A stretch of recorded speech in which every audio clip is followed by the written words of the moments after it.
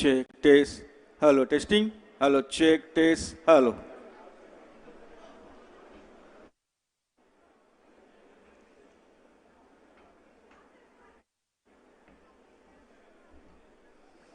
Check, test. Hello, testing. Hello, check, test. Hello.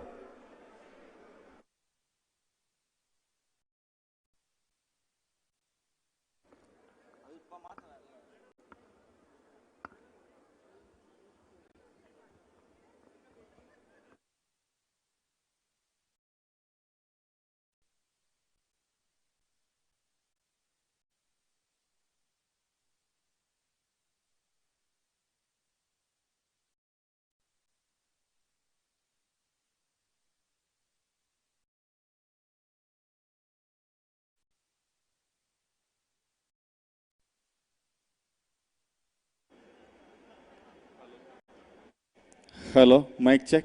Hello. Hello, mic check. 1, 2, 3. Hello, check. Mic test.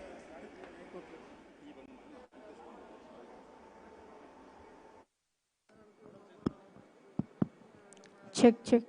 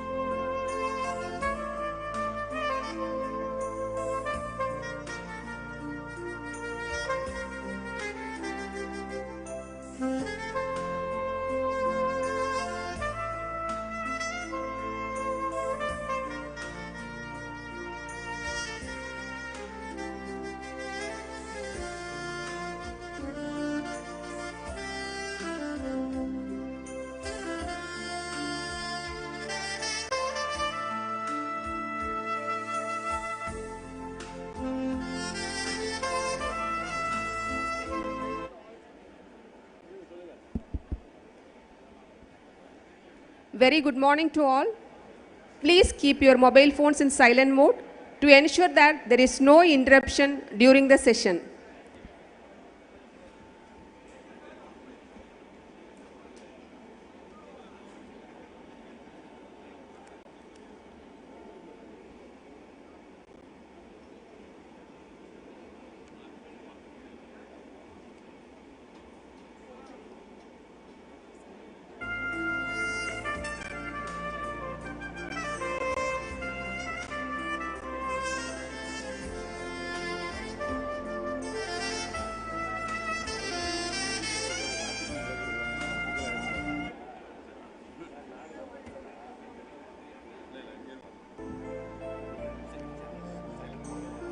நான் சொல்றேன்.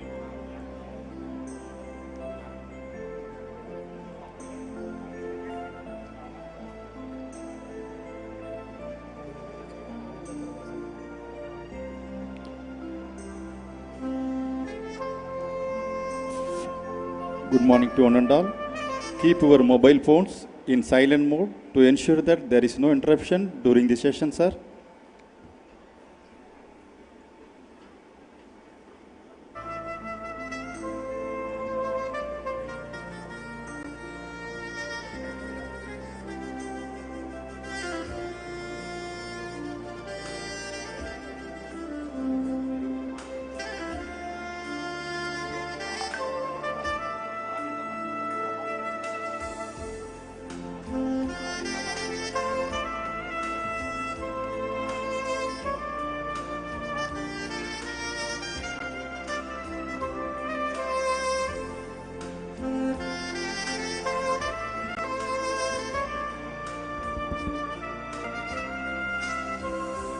Once again, very good morning to all.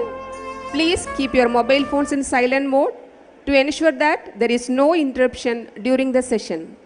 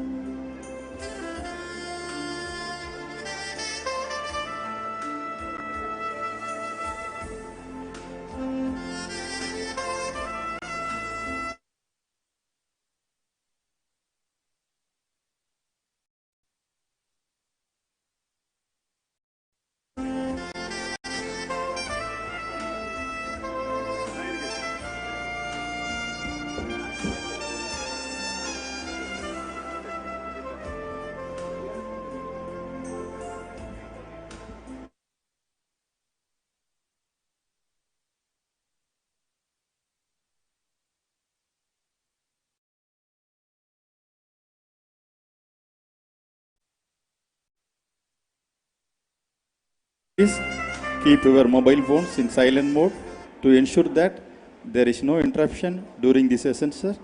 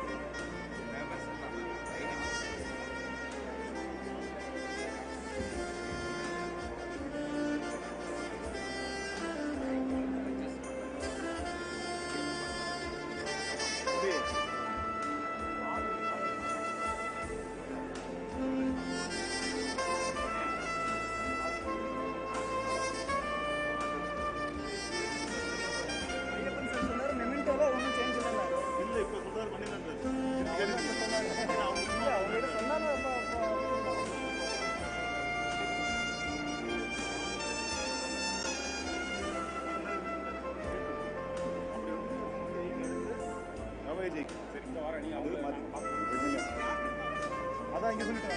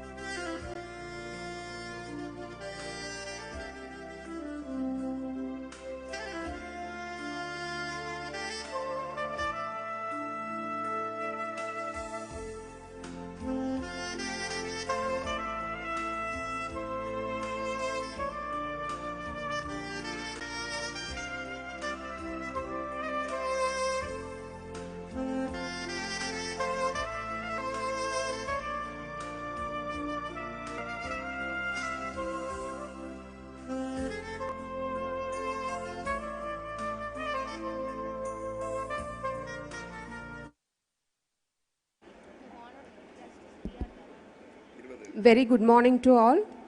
Please keep your mobile phones in silent mode to ensure that there is no interruption during the session.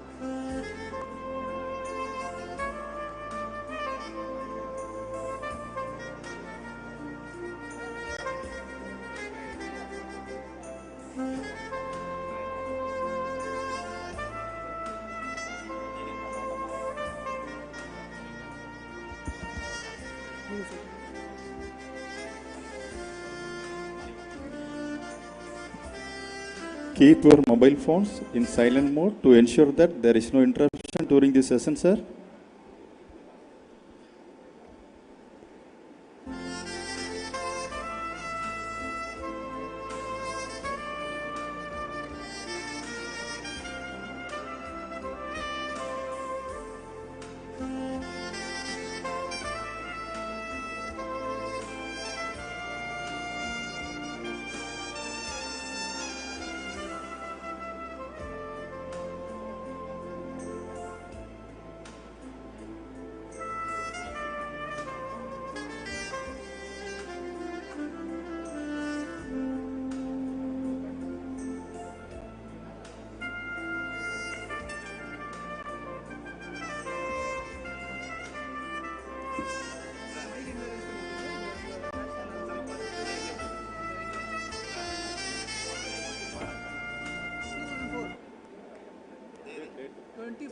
July 2004.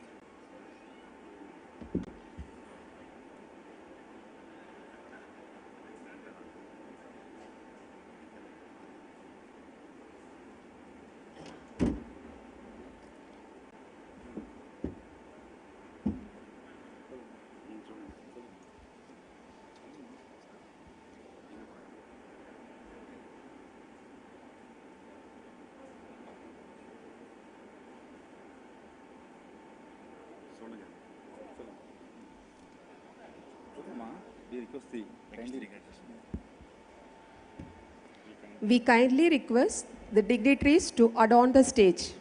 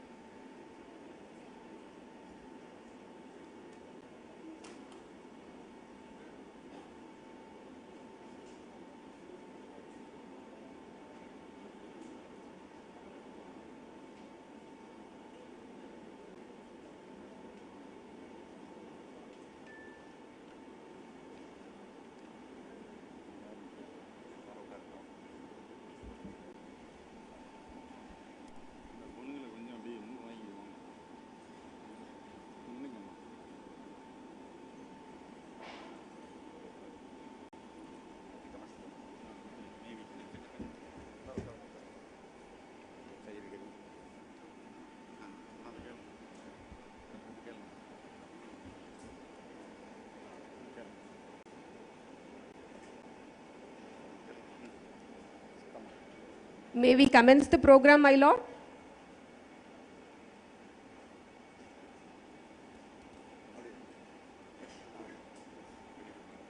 Very good morning to the dignitaries on the dais and off the dais. It is a delightful gathering today for the bicentennial celebration in completion of 20 years of establishment of the Madurai bench of Madras High Court. The Madurai bench of Madras High Court was established on 24th July 2004 with a ray of hope for catering the needs of millions of people in 14 southern districts of Tamil Nadu who were all along traveling to Chennai for justice. நம்முடைய மாண்புமிகு சென்னை உயர்நீதிமன்ற மதுரை அமர்வினுடைய 20வது ஆண்டு நிறைவு விழா நிகழ்ச்சியினுடைய முதல் நிகழ்வாக வானம் அளந்தது அனைத்தும் அறிந்திடும் வளர்மொழியாம் தமிழ் மொழிக்கு வணக்கம் செலுத்த முதலில் தமிழ் தாய் வாழ்த்து. This historic event start with invocation. Let us raise for Tamil தாய் வாழ்த்து.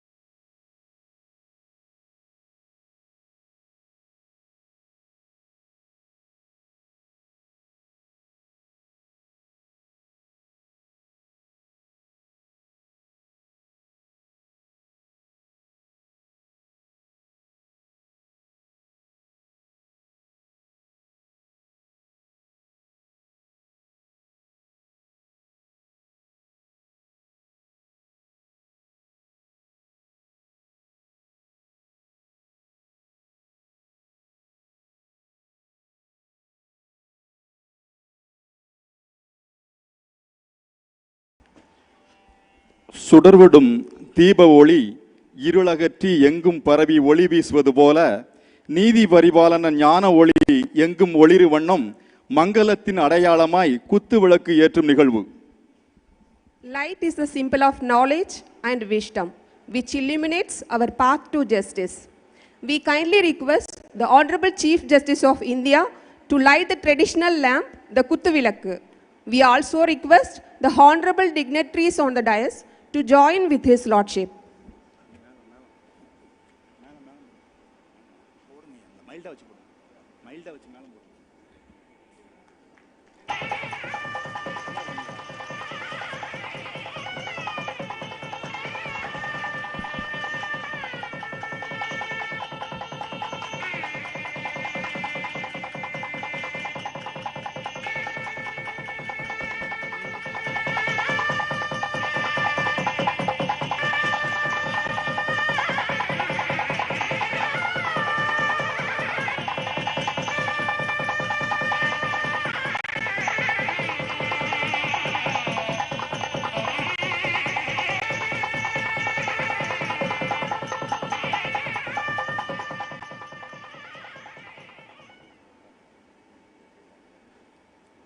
Thank you, Lordships. அனைத்து சான்றோர் பெருமக்களையும் வரவேற்க நமது மாண்புமிகு சென்னை உயர்நீதிமன்ற தலைமை பொறுப்பு நீதியரசர் திரு டி கிருஷ்ணகுமார் அவர்களை அன்போடு அழைக்கிறோம். We now request the Honorable Mr. Justice D. Krishna Kumar, the Acting Chief Justice of Madras High Court, to deliver the welcome address.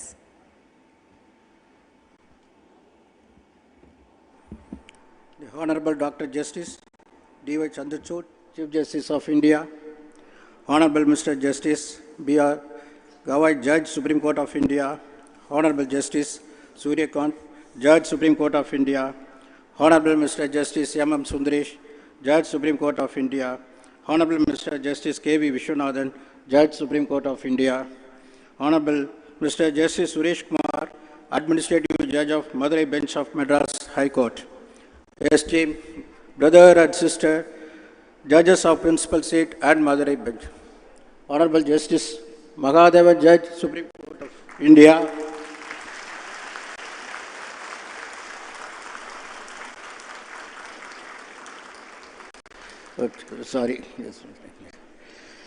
esteemed brother and sister Judges of Principal Seat and Madurai Bench, Learned Advocate General, Learned Additional Solicitor General, Learned Public Prosecutor, Learned Additional Advocate General, Law Officers, Senior and Junior Advocates, all the judicial officers, Registrars of High Court, both at Principal Seat and at Madurai Bench, President, Secretary, and office bearers of various bar associations at Madurai and at the Principal Bench, officials of the state government, staff members, esteemed guests, ladies and gentlemen, good morning to all. It is with immense pleasure and pride that I stand before you today to extend my warm welcome to each one of you to this momentous occasion. I am honored to extend a heartfelt welcome to Honorable Dr. Justice D.Y. Chandrachud, Honorable Chief Justice of India, whose esteemed presence adds immense value and prestige to this gathering. It is a great honor that this celebration is inaugurated at the hands of our Honorable Chief Justice of India, who despite his busy schedule, agreed to spare this valuable time to join his celebrations. We all know His Lordship's penchant for transforming the judiciary, and His Lordship's latest suggestions on teaching law in regional languages has warmed our hearts. As chairperson of E-Committee, His Lordship took the initiative for virtual courts, National Judicial Data Grid, E-Seva Kendra, some of which will be inaugurated in the second session, and live streaming of court proceedings. His Lordships have delivered eminent judgments in service jurisprudence and criminal matters, including right to privacy and free speech, and part of bench that dealt with Ram Janmabhoomi matter, Sabarimala case, and electoral bond case. However, his most impactful judgments are written in cases dealing with constitutional issues. It fills me immense pleasure and gratitude to extend my warm welcome to Honorable Justice Bhushan Ramakrishna Gawai, Judge, Supreme Court of India.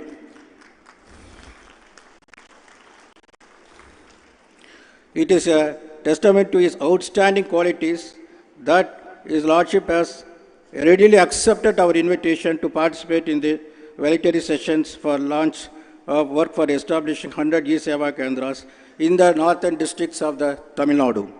His Lordship has authored numerous landmark judgments over the course of his tenure. His Lordship's judgments are concerned with the welfare of the public and the society. We are proud to have His Lordship's presence in this august function.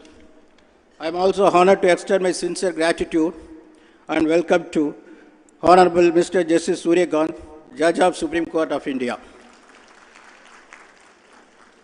It is his outstanding qualities that His Lordship has readily accepted our invitation to participate in this voluntary sessions for launch of work and establish 100 E-Seva Kendras in the southern districts of Tamil Nadu, demonstrating his unwavering commitment to our judiciary. Beyond his judicial duties, His Lordship has been actively involved in various legal forms and organizations. Notably, His Lordship served as a member of the governing body of the NALSA, India Law Institute, which underscores his dedication to legal law, scholarship and reforms. His Lordship has delivered numerous judgments on human rights, gender justice, education, and prison reforms. I would like to extend my special recognition to Honorable Justice M.M. Sundaresh, Judge of Supreme Court of India, whose esteemed presence adds immense value and prestige to this gathering. I would like to express my gratitude to Mr. Justice Sundaresh for graciously accepting our invitation to attend this function, despite his demanding schedule. His simplicity, firm decision-making on judicial pronouncement for the welfare of the downtrodden communities have earned him widespread respect within the legal fraternity and driving inspiration to all of us. His judgments and speeches have always been an inspiration to the lawyers, especially junior lawyers.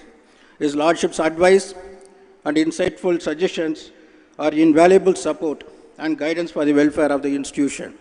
His presence in the August function would give more strength to the legal fraternity at Madurai bench.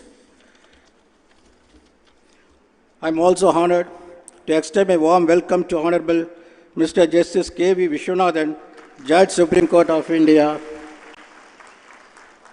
His Lordship has shown extreme dedication and commitment to our High Court by readily accepting our invitation to attend this function. His Lordship is known for his specialized knowledge on diverse subjects including constitutional law, criminal law, commercial law, insolvency, and arbitration laws.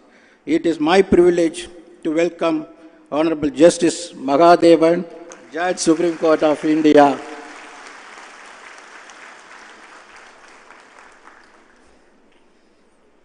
For his guidance and dedication in organizing this bicentennial celebration when his Lordship was acting as Chief Justice of Madras High Court.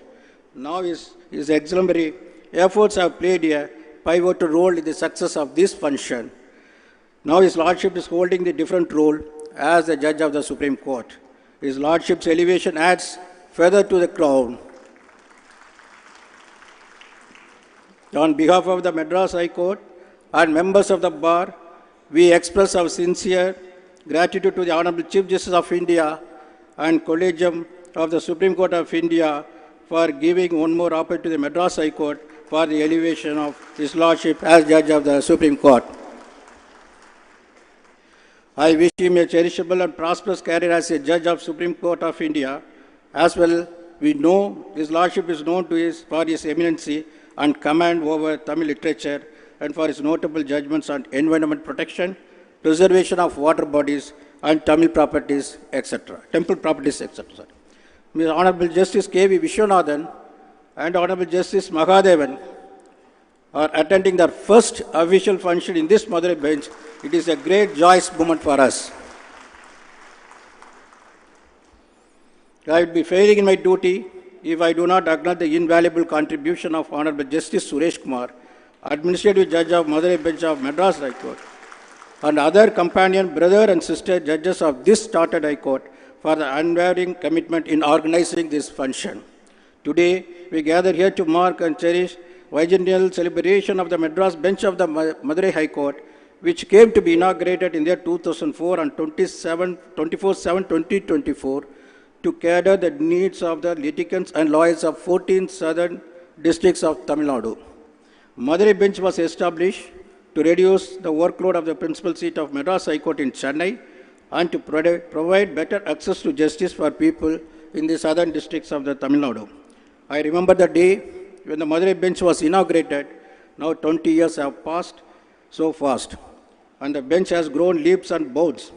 Initially, Madurai Bench had 3 judges, and now over the passage of 2 decades, the sanctioned strength of judges at Madurai has grown up to 20.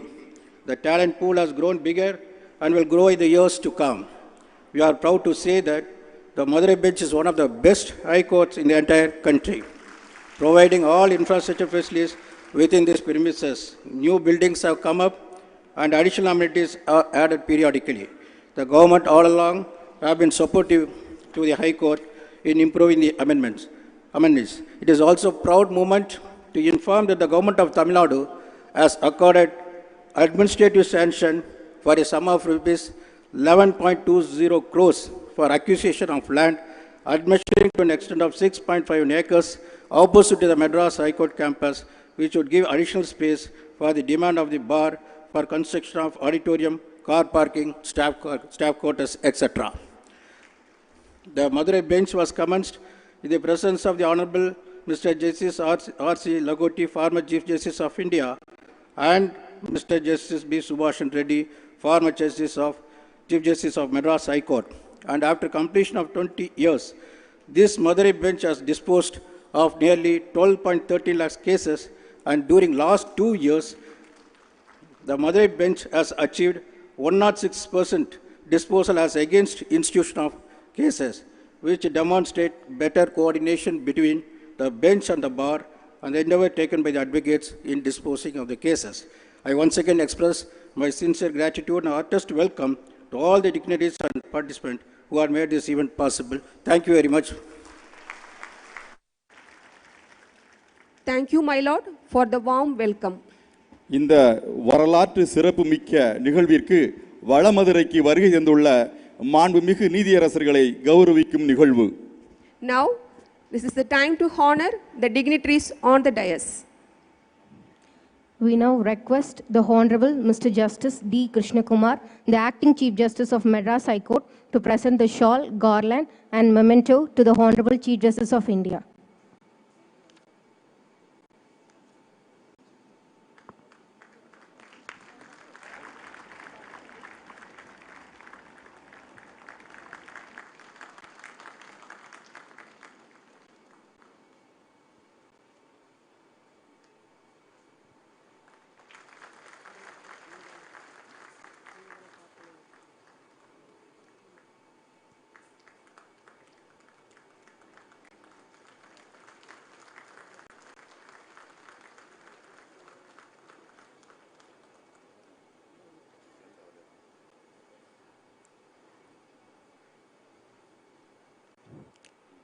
Thank you, my lords. We now request the Honorable Mr. Justice D. Krishnakumar, the Acting Chief Justice of Madras High Court, to present the shawl, garland and memento to the Honorable Mr. Justice B. R. Gawai, Judge, Supreme Court of India.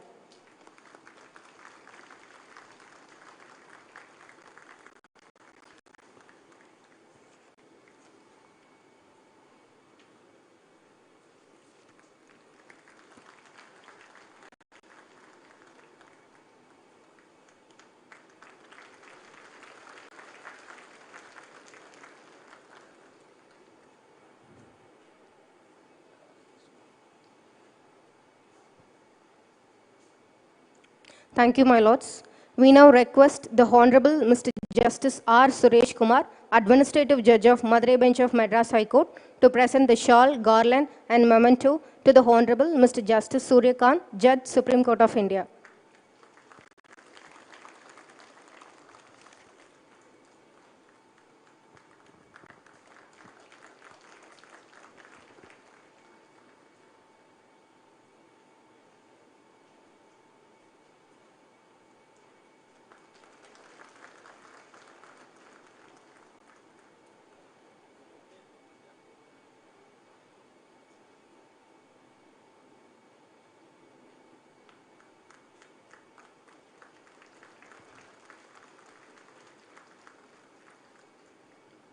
Thank you, my lords.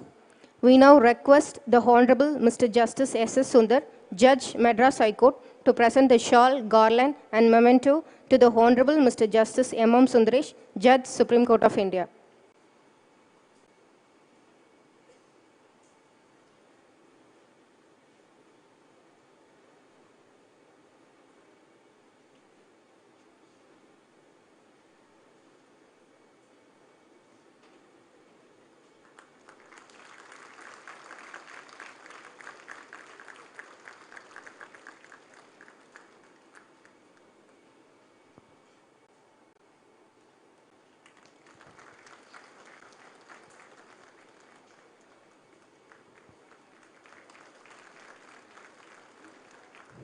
Thank you, my lords. We now request the Honorable Mr. Justice R. Subramanian, Judge, Madras High Court, to present the shawl, garland and memento to the Honorable Mr. Justice K.V. Vishwanathan, Judge, Supreme Court of India.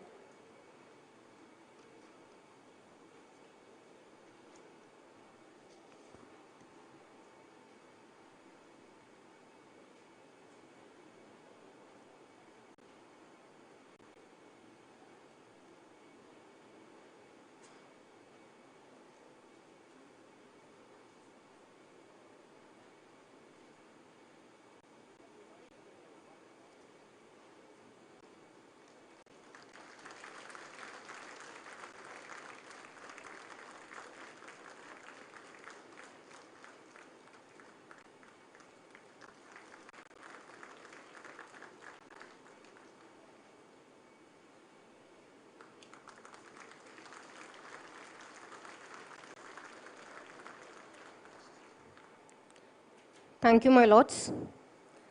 We now request the Honorable Mr. Justice M. Sundar, Judge, Madras High Court, to present the shawl, garland, and memento to the Honorable Mr. Justice R. Mahadevan, Judge, Supreme Court of India.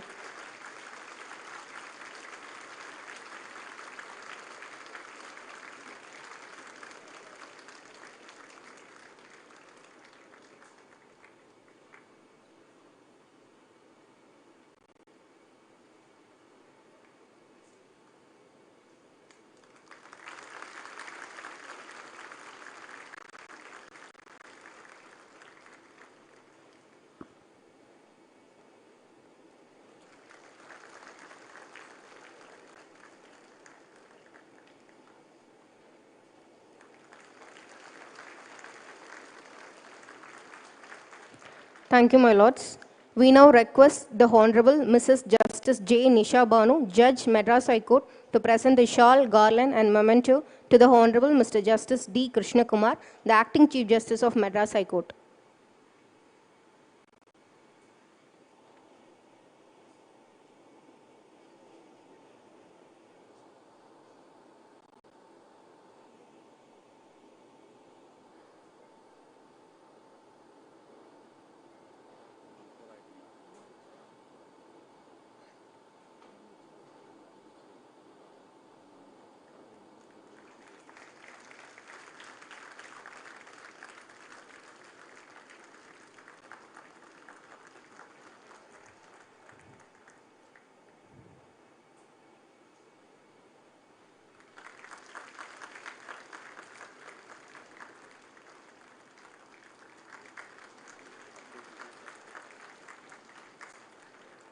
Thank you, my lords. We now request the Honorable Mrs. Justice Anita Suman, Judge, Madras High Court, to present the shawl, garland, and memento to the Honorable Mr. Justice R. Suresh Kumar, Administrative Judge, Madurai Bench of Madras High Court.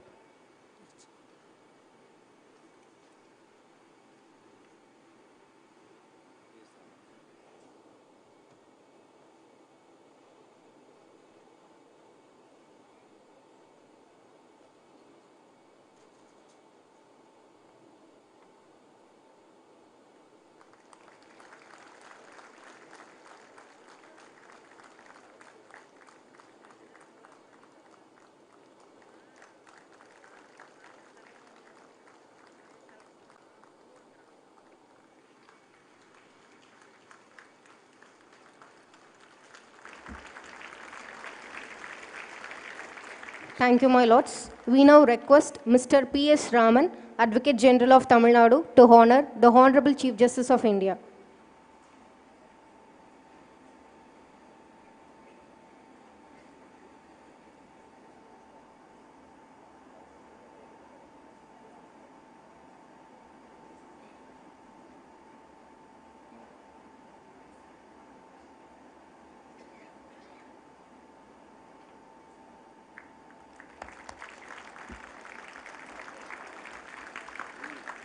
Thank you, my lord. Thank you, sir. We now request the presidents from Bar Association of Madurai Bench of Madras High Court, MAHA, MBA, MMBA, MBHAA, and WAA to jointly honor the Honorable Chief Justice of India.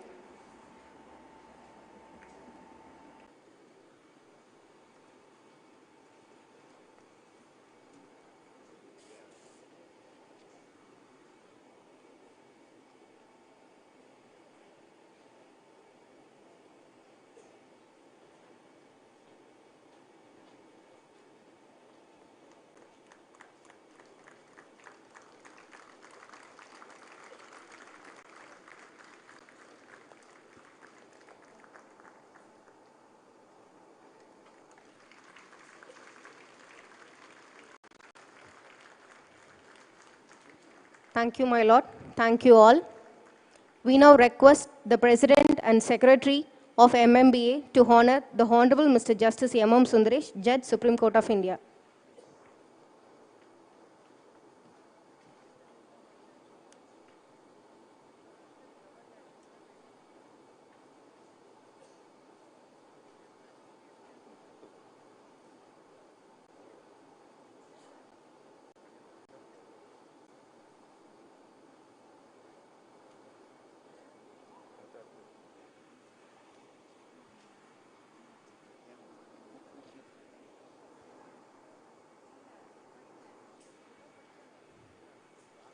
We now request the President and Secretary of MAHA to honor the Honorable Mr. Justice K.V. Vishwanathan, Judge, Supreme Court of India.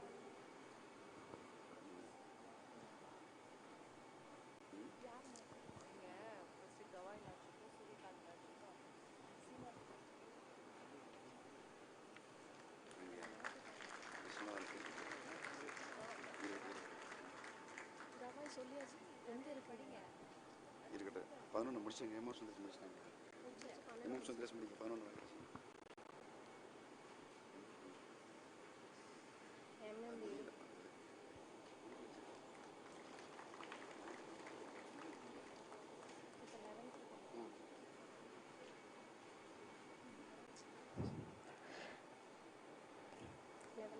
We now request the President and Secretary of MMBA to honor the Honorable Mr. Justice M.M. Sundaresh, Judge, Supreme Court of India.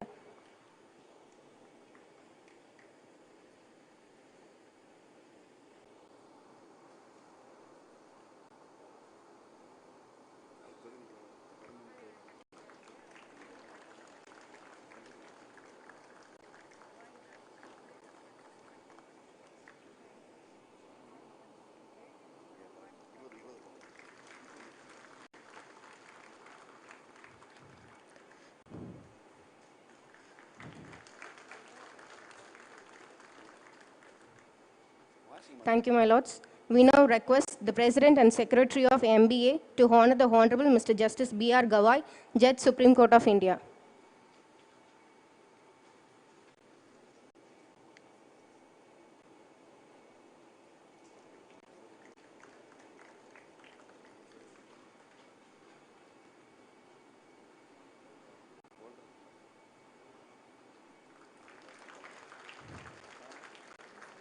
Thank you, my lords. We now request the President and Secretary of Madurai Bench of Madras High Court Association, MBHAA, to honor the Honorable Mr. Justice Suryakant, Judge, Supreme Court of India.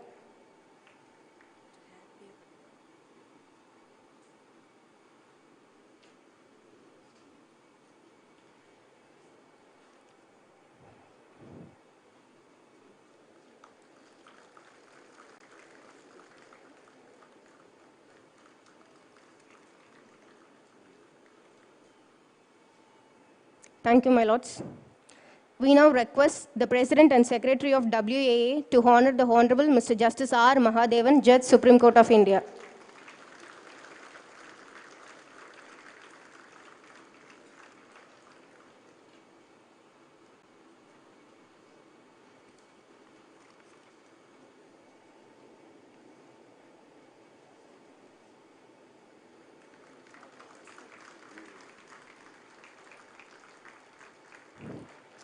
Thank you, my lords.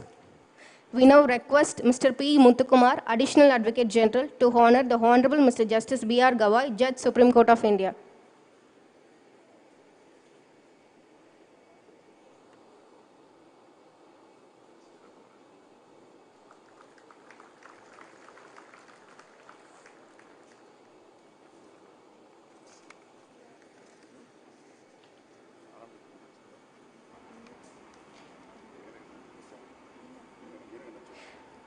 We now request Mr. R. Neelakandan, Additional Advocate General, to honor the Honorable Mr. Justice M.M. Sundaresh, Judge, Supreme Court of India.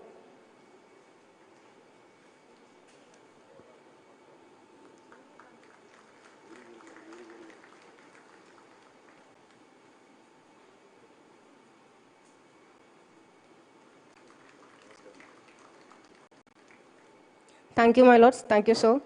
We now request Mr. R. Bhaskaran, Additional Advocate General, to honor the Honorable Mr. Justice K.V. Vishwanathan, Judge, Supreme Court of India.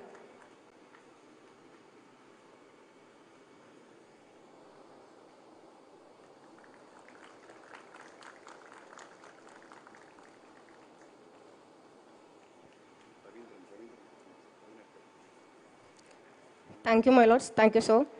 We now request J. Ravindran, Additional Advocate General, to honor the Honorable Mr. Justice Suryakant, Judge, Supreme Court of India.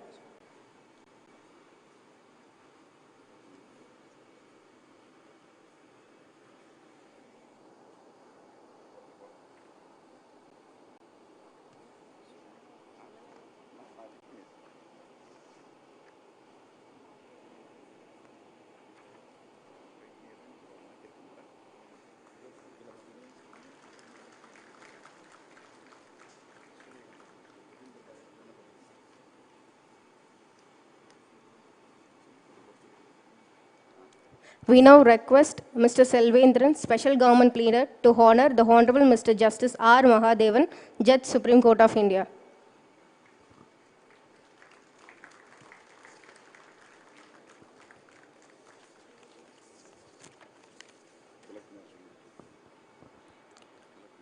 Thank you, my lords. Thank you, sir. We now request Mr. P. Tilak Kumar, Government Pleader, to honor the Honorable Mr. Justice D. Krishna Kumar, the Acting Chief Justice of Madras High Court.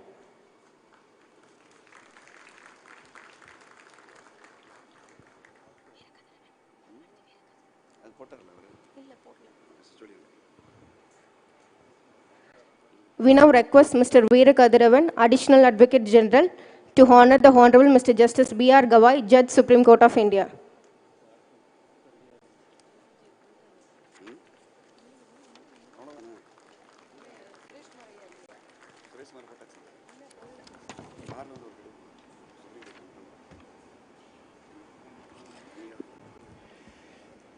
இந்திய இறையாண்மையின் இதயமாக விளங்கும் மாண்புமிகு உச்சநீதிமன்றத்தினுடைய நீதிபதியாய் உயர்ந்திருக்கும் தமிழ் தாயின் தவ புதல்வன் உச்ச நீதிமன்ற நீதியரசர் மாண்புமிகு ஆர் மகாதேவன் அவர்களை வாழ்த்துரை வழங்க அன்போடு அழைக்கிறோம். We kindly invite the Honorable Mr. Justice R. Mahadevan, Judge, Supreme Court of India, to deliver his Lordship's felicitation.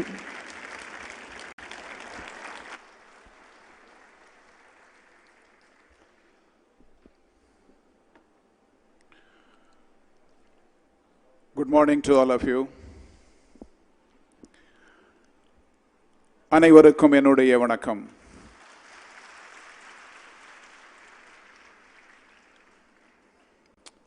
Today is an important day in the history of Madurai bench of Madras High Court.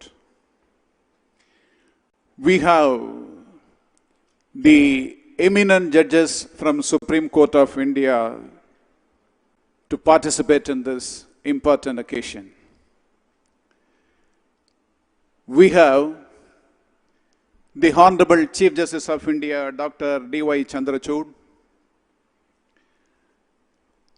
who stands as a paragon of judicial excellence. As the 50th Chief Justice of India, His Lordship's remarkable tenure is a testament to the unwavering commitment to upholding the Constitution and safeguarding the rights and freedom of our citizens. His Lordship's advocacy for human rights, gender equality, and the integration of technology within the legal system inspiring many. We have the Honorable Justice B.R. Gawai, whose role in legal jurisprudence is distinguished by His Lordship's steadfast dedication to the rule of law and His Lordship's pursuit of justice with unparalleled integrity and fairness. His Lordship's profound legal acumen is reflected in insightful judgments that have significantly shaped Indian jurisprudence.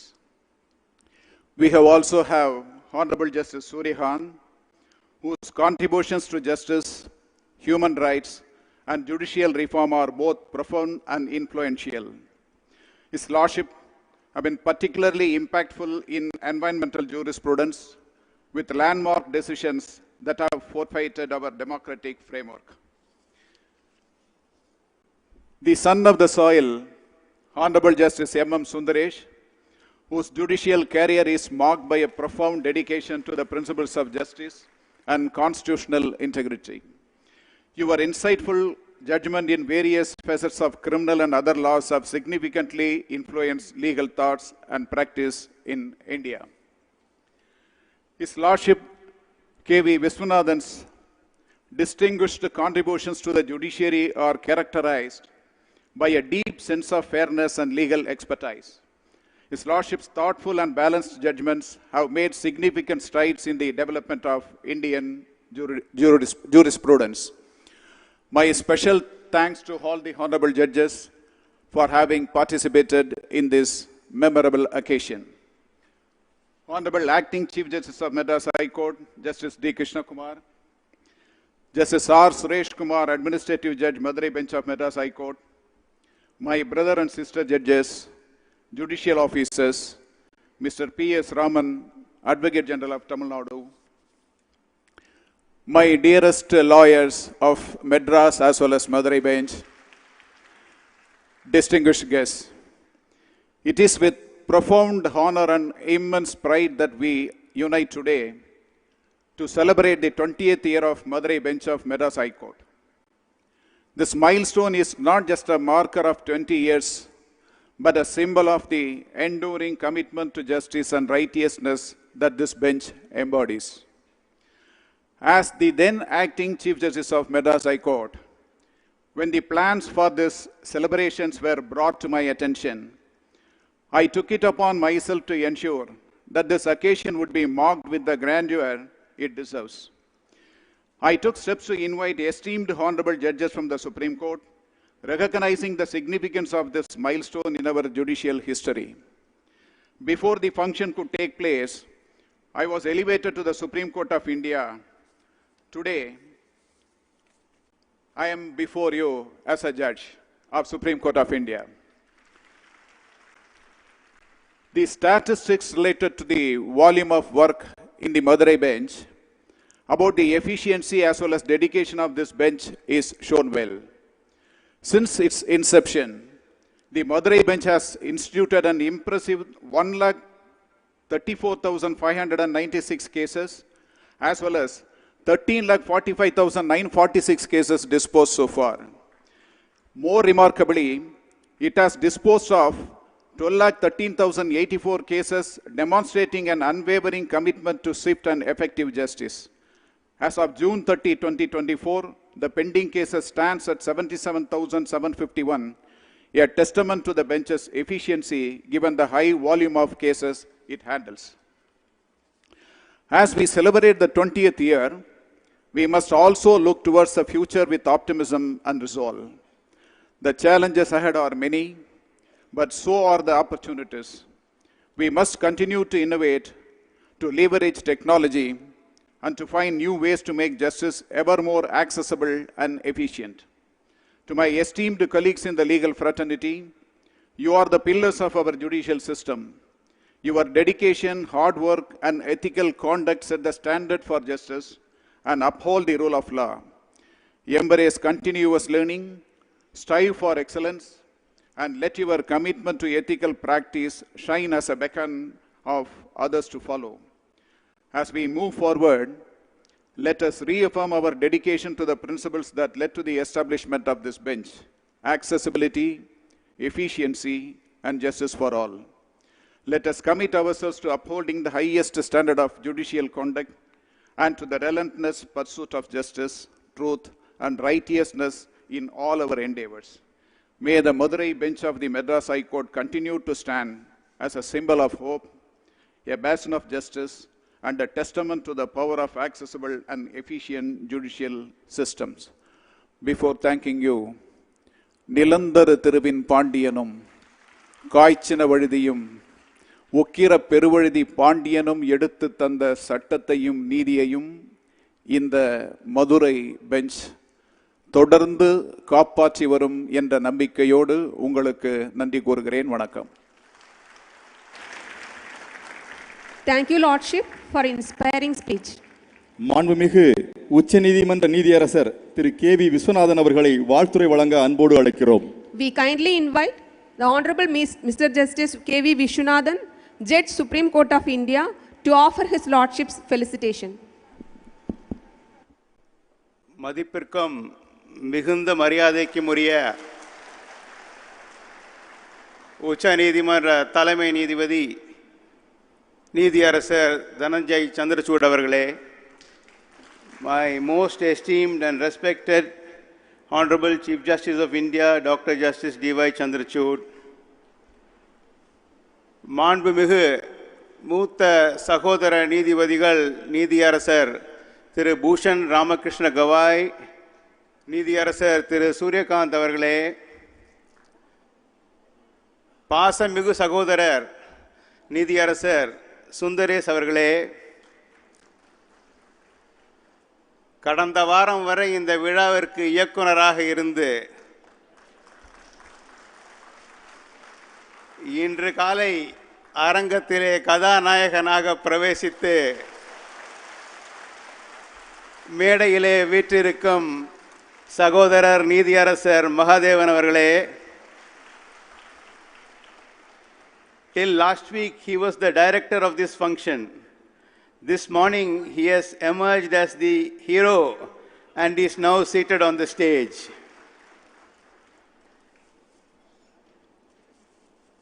Chennai உயர்நீதிமன்றத்தின் தலைமை நீதிபதி பொறுப்பில் இருக்கும் நீதியரசர் திரு கிருஷ்ணகுமார் அவர்களே,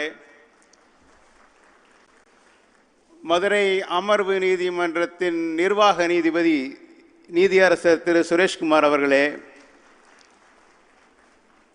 மேகாலய உயர் நீதிமன்றத்தின் தலைமை நீதிபதி நீதியரசர் திரு வைத்தியநாதன் அவர்களே,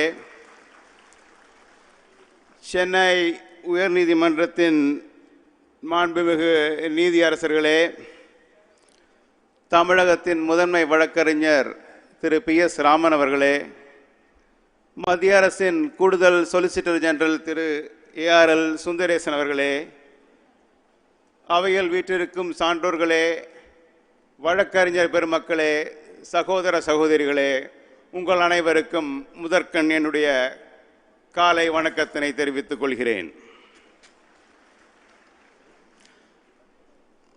முதன்மையாக 20 ஆண்டுகளை வெற்றிகரமாக பூர்த்தி செய்து தங்கள் கடமைகளை செவ்வனே செய்து மதுரை அமர்வு நீதிமன்றத்தின் கொடியினை மிகவும் உயர பறக்கச் செய்த நீதியரசர்கள், வழக்கறிஞர்கள், வழக்காடும் மக்கள், இந்த அமர்வு நீதிமன்றத்தின் முதுகெலும்பாக திறங்கும் பதிவாளர், உயர் நீதிமன்ற பணியாளர்களுக்கு வாழ்த்துக்களை தெரிவித்துக் கொள்கிறேன். மதுரை மாநகரமானது ஒரு சரித்திரம் படைத்த மாநகரம். அநீதி எங்கிருந்தாலும் அதை தட்டி கேட்கும் ஆற்றல் படைத்த மாநகரம். இளங்கோவடிகள் சிலப்பதிகாரத்திலே சொன்னார், கண்ணகிக்கு அநீதி விளைக்கப்பட்டது என்று தெரிந்தவுடன் மன்னர் நெடுஞ்செழியன் உயிர் நீத்தார். அது என்ன காட்டுகிறது என்றால், மதுரை மாநகரமானது எங்கு அநீதி இருந்தாலும் அதை தட்டி கேட்கும் ஆற்றல் படைத்தது. அதனால் இங்கு பொறுப்பு நீதிமன்றம் அமைக்கப்பட்டது மிக முக்கியமானது, சரியானது. இந்த பொறுப்பு நீதிமன்றம் அமைப்பதற்கு முன் நீதிபதி ஜஸ்வந்த் சிங் அவர்கள் குழு அமைக்கப்பட்டது. அந்த குழுவின் பரிந்துரைப்படி நீதிக்கான அணுகலை வசதி செய்து நீதியினை வீட்டு வாசலிலே, மக்களின் வீட்டு வாசலிலே கொண்டு சேர்ப்பதற்காக மதுரையும் மதுரையை சுற்றிய மாவட்டங்களிலும் அந்த வழக்காடும் மக்களுக்கு வசதி செய்து கொடுக்க இந்த அமர்வு நீதிமன்றம் இங்கு அமைக்கப்பட்டது. இது ஒரு சாதாரண விஷயம் அல்ல. அரசியல் சாசனத்தின் ஷரத்து 21 இந்த அமர்வு நீதிமன்றம் நடைமுறைப்படுத்துகின்றது. அதை நீங்கள் வெற்றிகரமாக நடைபெற செய்திருக்கிறீர்கள். அதற்காக என்னுடைய பாராட்டுக்களை தெரிவித்துக் கொள்கிறேன். பல முக்கிய தீர்ப்புகளை வழங்கி மக்களின் நம்பிக்கையை கவர்ந்திருக்கிறீர்கள். By delivering several landmark judgments and by discharging your duty diligently, you have won the confidence of the citizens of the area and of your jurisdiction. இந்த உயர் நீதிமன்றத்தின் கொடி மேலும் மேலும் பறக்க வாழ்த்துகிறேன். அவ்வாறு பறக்கும் என்பதில் எந்த விதமான சந்தேகமும் என் மனதில் இல்லை. இந்த வெற்றியை எண்ணி நாம் பெருமிதம் கொள்ளலாம். ஆனால் இந்த வெற்றி தென்றலிலே ஓய்வு எடுத்து விடக்கூடாது. We can celebrate the victory, we can celebrate the distinguished 20 years, but we should not rest on our laurels. வெற்றி பெருமிதத்துடன் இந்த நேரம் சுய பரிசோதனை செய்ய நேரமுமாகும். ஏதேனும் குறைபாடுகள் இருந்தாலும் அதை சீர்திருத்தம் செய்ய, அதை சரி செய்ய நடவடிக்கைகளை நிச்சயமாக நாம் மேற்கொள்வோம் என்பதிலும் எந்த விதமான ஐயமும் இல்லை. மதுரையிலே நின்று உரையாற்றும் பொழுது என்னுடைய மனது 1975ஆம் ஆண்டுக்கு செல்கின்றது. என்னுடைய மாமா இங்கே குற்றவியல் முதல் வகுப்பு நீதிபதியாக இருந்தார். My uncle was a judicial first class magistrate here in 1975. அப்பொழுதே மதுரையில் தலை சிறந்த வழக்கறிஞர் இருந்தார்கள், பல பேர் இருந்தார்கள். ஆனால் 2 பேர் கூறப்பட வேண்டும். முதலில் வீட்டில் பேச்சில் அப்பேறுகள் வரும். திரு ராஜையா அவர்களின் பேர் வரும். நான் 5ஆம் வகுப்பில் படித்துக் கொண்டிருக்கும் பொழுது திரு தர்மராஜ் சந்தோஷம் அவர்கள் பேர் வரும். அதற்கெல்லாம் முன்பாக கூட விடுதலை போராட்டத்திலும் சரி, தீண்டாமை ஒழிப்பு போராட்டத்திலும் சரி, மதுரை வழக்கறிஞர்கள் முன்னிலையில் நின்று போராடியுள்ளார்கள். மதுரை வைத்தியநாதன் அவர்களை நாம் இங்கு நினைவு கூற வேண்டும்.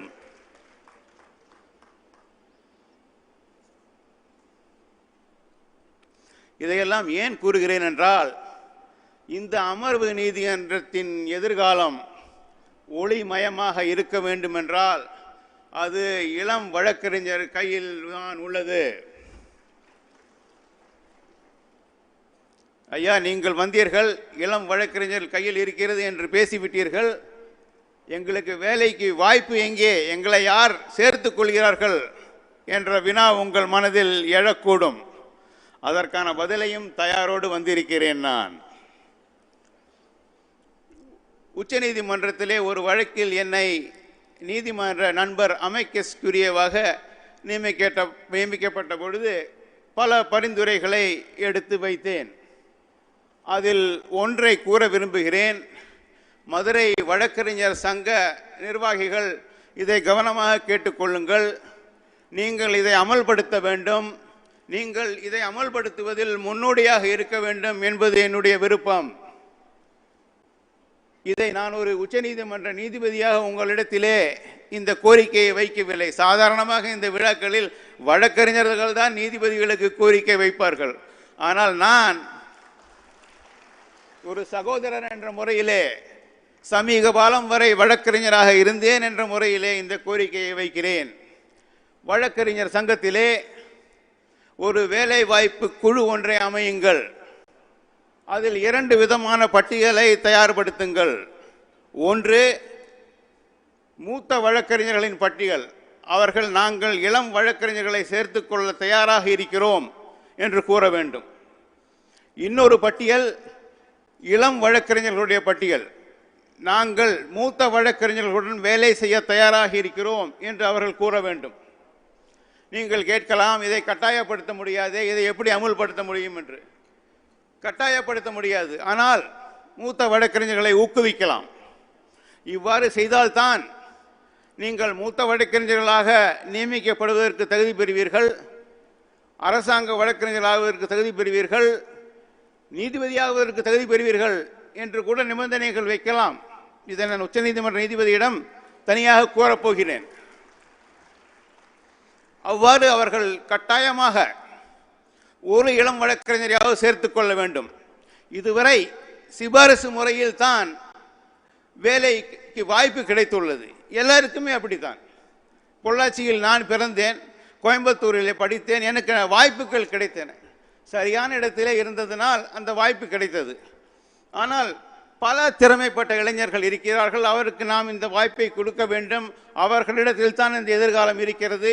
அவர்கள் தான் இந்த உயர்நீதிமன்ற அமர்வு கிளையை ஒளிமயமான எதிர்காலத்தோடு கொண்டு செல்ல முடியும்.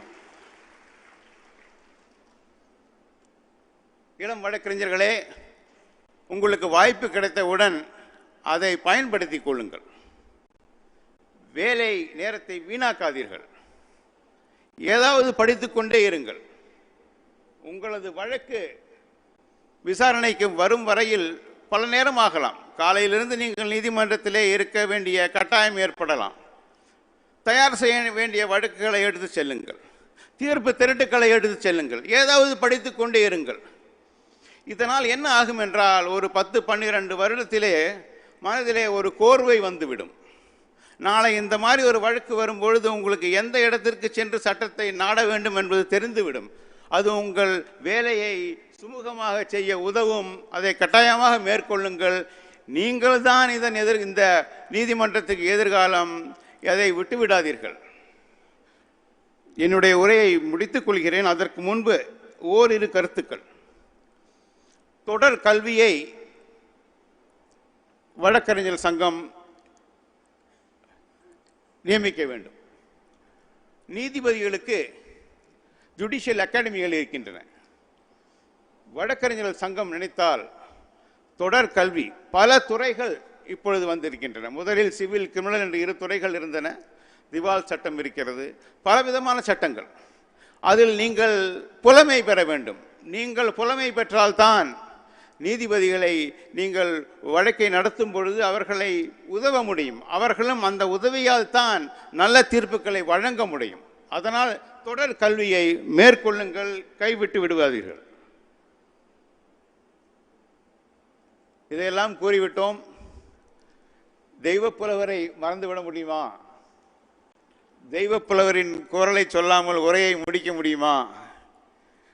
நீதிபதிகள் அனைவரும், நாம் அனைவரும் திருவள்ளுவர் அவர்களின் மறக்க முடியாத ஓர்ந்து கண் ஓடாது இறை புரிந்து யார் மாட்டும் தேர்ந்து செய்வதே முறை என்ற குரலை நினைவு கொண்டு மேற்கொண்டு நடவடிக்கைகளை செய்து இந்த அமர்வு நீதிமன்றத்தை பல பல உயர்ந்த பகுதிக்கு எடுத்து சென்று விடுவீர்கள் என்று எனக்கு நம்பிக்கை இருக்கிறது. Chief and honorable judges, I was only quoting Thiruvalluvar, who said, to examine into, to show no favor, to desire to act with impartiality towards all, and to inflict such punishment as may be wisely resolved, is the duty of a judge. நாம் அனைவரும் அதை மேற்கொள்வோம். நீங்கள் மேலும் மேலும் வெற்றியடைய உங்களை வாழ்த்துகிறேன். வாய்ப்பளித்தமைக்கு மிக்க நன்றி. விடைபெறுகிறேன். நன்றி. Thank you, Lordship, for sharing your Lordship's greetings on this great occasion. மாண்புமிகு சென்னை உயர்நீதிமன்ற மதுரை அமர்வின் 20வது ஆண்டு நிறைவு விழாவை கொண்டாடும் வகையில் அமைக்கப்பட்டுள்ள நினைவு தூணை நமது மாண்புமிகு உச்சநீதிமன்ற தலைமை நீதியரசர் dy சந்திரசூட் அவர்கள் தங்கள் பொற்கரங்களால் காணொளி காட்சி வாயிலாக திறந்து வைக்க அன்போடு அழைக்கிறோம். We are in immense pleasure in inviting the Honorable Dr. Justice dy Chandrachud, the Chief Justice of India, to kindly inaugurate the Vicentennial celebrations and unveil Vicentennial stupa erected at the Madurai bench through video conferencing.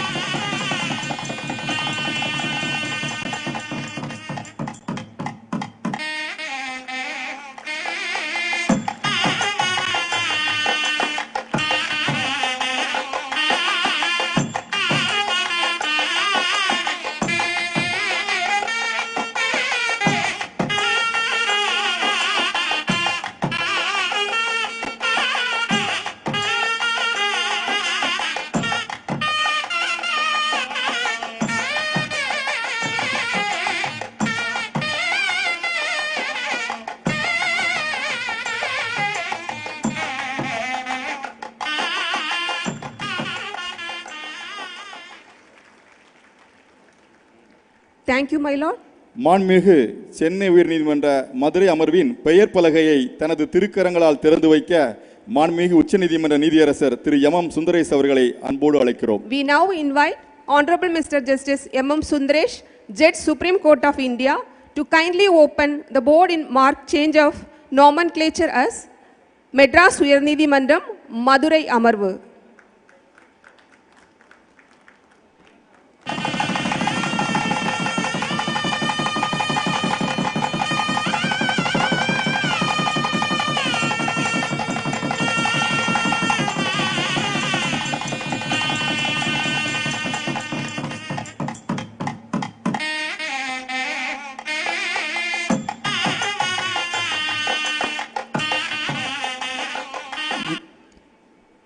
Thank you, my Lord. இந்திய மக்களின் நம்பிக்கை ஒளியாக திகழும் மாண்புமிகு உச்சநீதிமன்றம் உட்பட அனைத்து நீதிமன்றங்களிலும் 21ஆம் நூற்றாண்டில் இந்திய நீதித்துறையில் தகவல் மற்றும் தொழில்நுட்பத்தில் வியத்தகு மாற்றத்தை ஏற்படுத்திய நாயகர், சாமானியனும் நீதிமன்ற தீர்ப்புகளை அறிந்து கொள்ள தாய்மொழியில் மொழிபெயர்த்தவர், இன்று நீதித்துறையின் உயர் உள்ளங்கள் கொண்டாடும் நமது மாண்புமிகு உச்ச நீதிமன்ற தலைமை நீதியரசர் டாக்டர் dy சந்திரசூட் அவர்களை தொடக்க உரை ஆற்ற பணிவன்போடு அழைக்கிறோம். A great revolution has become possible in Indian judiciary, commensurate to the judiciary in developed countries, only because of tireless effort of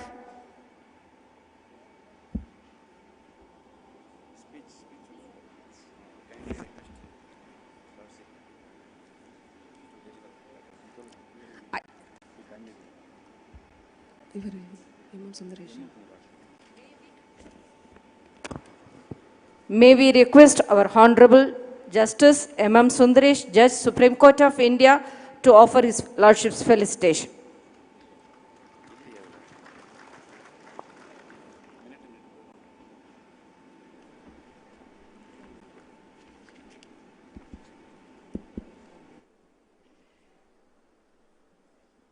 நீரறியும் நெருப்பறியும் நிலமறியும் தமிழின் இயல் அன்னை தமிழுக்கு முதல் வணக்கம்.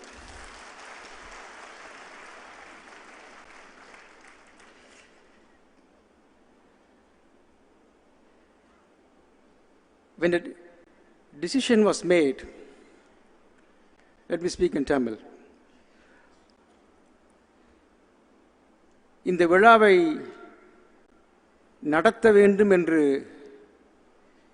முடிவு செய்த போது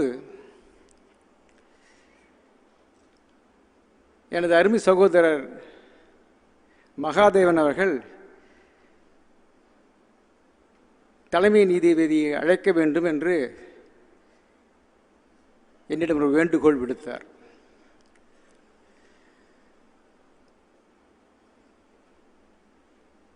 உடனே அவரை தொடர்பு கொண்ட பொழுது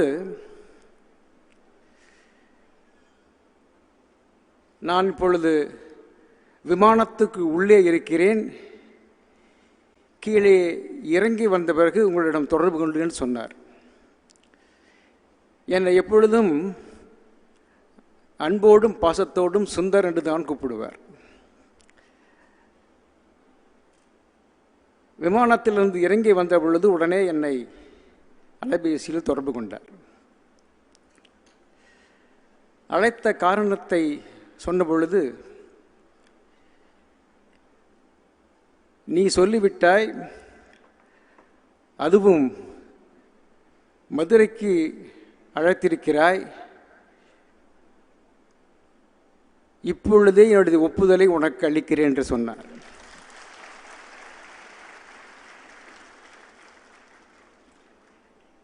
My sincere thanks and gratitude to you, the Honorable Chief Justice of India, Dr. dy Chandrachud.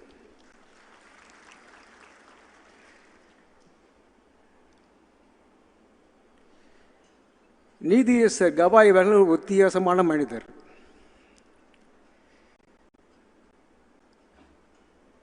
அவரை போல் ஒரு மனித நேயம் கொண்ட ஒரு உள்ளத்தை நான் இதுவரையும் பார்த்ததில்லை. நான் சொல்லுவது அத்தனையும் உண்மை.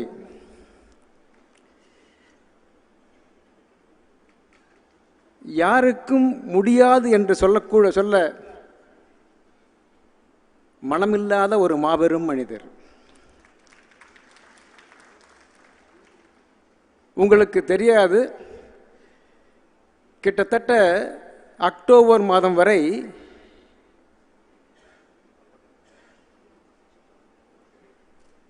அவருக்கு எந்த விதமான தேதியும் இல்லை. Till October his dates are filled up.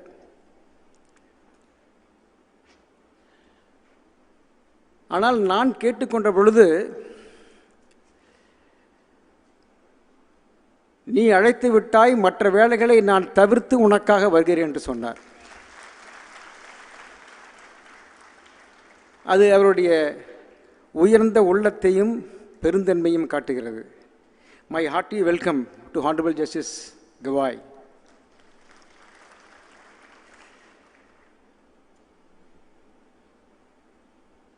அடுத்ததாக நான் அழைத்தது ஜஸ்டிஸ் சூரியகாந்த்.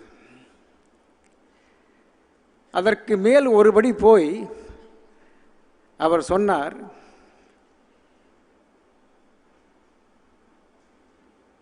எங்கே எப்பொழுது வர வேண்டும் என்பது நீ முடிவு செய் என்று சொன்னார். I am extremely grateful to you, Honorable Justice Suryakanth.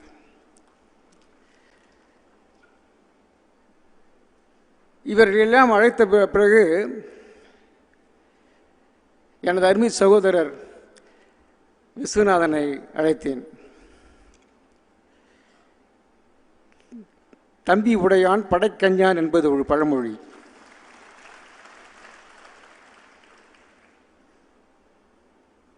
என்னுடைய 6 தம்பிகளில் விஸ்வநாதன் ஒருவர்.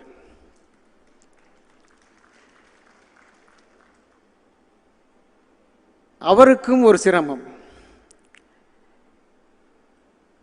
இன்றைக்கும் நாளைக்கும் வேறொரு இடத்துக்கு செல்ல வேண்டிய ஒரு கட்டாயம். நான் சொன்னேன், விசு நீ இந்த நிகழ்ச்சிக்கு வந்தே ஆக வேண்டும் என்று. இரவு 10 மணிக்கு கூப்பிட்டு, பிரதர் நான் கட்டாயம் வரேன்னார்.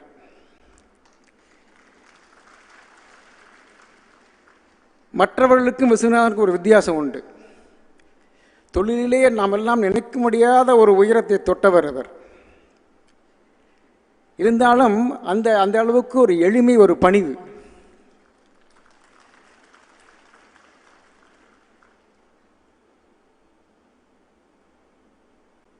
வள்ளுவன் சொன்னது போல, செருக்கும் சினமும் சிறுமையும் இல்லார் பெருக்கம் பெருமிதம் நீத்துன்னா வள்ளுவன்.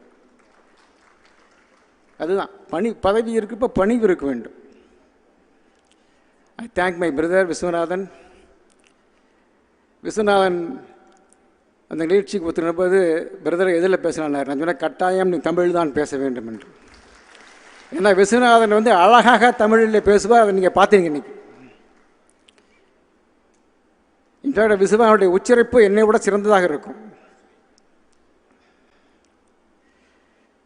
கடைசியாக என்னுடைய இளவல் மகாதேவன்.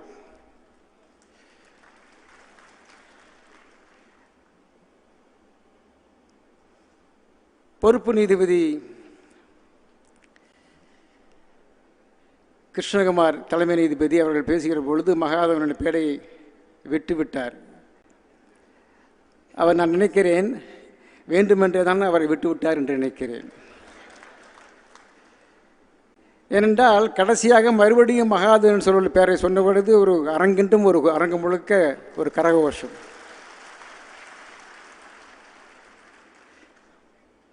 தமிழ் என்றாலே மகாதேவன், மகாதேவன் என்றாலே தமிழ். இன்னொன்று, விஸ்வநாதனுக்கும் சுந்தரேசனுக்கும் மகாதேவனுக்கும் வித்தியாசம் இல்லை. 3 பேரும் ஒன்றுதான். ஆண்டவனின் மற்ற வெவ்வேறு பெயர்கள் தானே.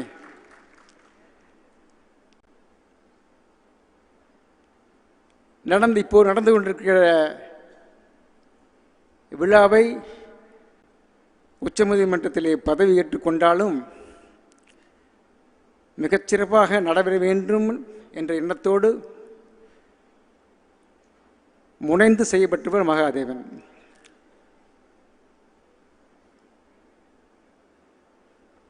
என்னுடைய பாராட்டுக்கள் பொறுப்பு தலைமை நீதி கிருஷ்ணகுமார் அவர்களுக்கும் திரு சுரேஷ்கம் அவர்களுக்கும் கட்டாயம் உண்டு.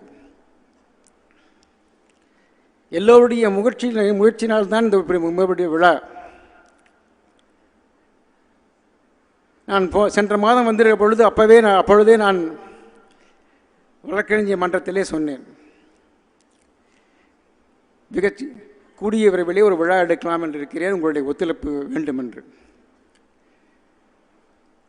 அதற்காக பெரும் திரளாக வந்திருக்கின்ற வழக்கறிஞர் பெருவில் அனைவரையும் நான் பாராட்டி மகிழ்கிறேன். என்னுடைய சக நீதிபதி அவர்களே, தலைமை வழக்கறிஞர் PS ராமன் அவர்களே, திரு ARL சுந்தரேஷன் அவர்களே,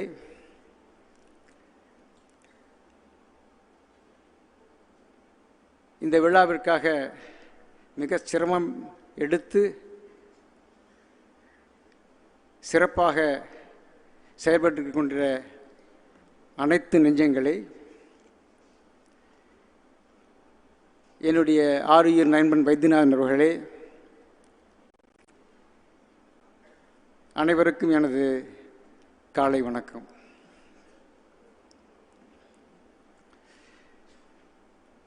இந்த விழா நடத்துவதற்கு பல காரணங்கள் இருப்பதாக நான் நினைக்கிறேன். 20 ஆண்டுகள் மிகச் சிறப்பாக நடைபெற்று கொண்ட நீதிமன்றம், சகோதரர் விஸ்வநாதன் சொன்னது போல பாராட்டு நம்முடைய செயல்பாட்டுக்கு உத்வேகமாக இருக்கின்ற ஒன்று. அதே சமயத்திலே நாம் என்ன செய்ய வேண்டும் என்று நம்மை சிந்திக்க வைக்கின்ற ஒன்று.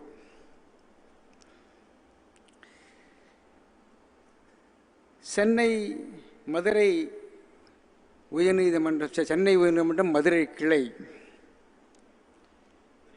மதுரை அமர்வு என்று சொல்லியிருக்கிறார்.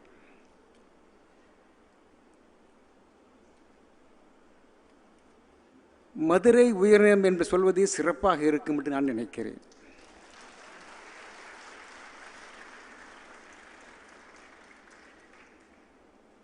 நான் தலைமை நீதி அவர்களிடம் பேசுகின்ற பொழுதும் மற்றவர்களிடம் பேசுகின்ற பொழுது எப்பொழுதுமே நாங்கள் மதுரையை பற்றி தான் பெருமையாக பேசுவோம்.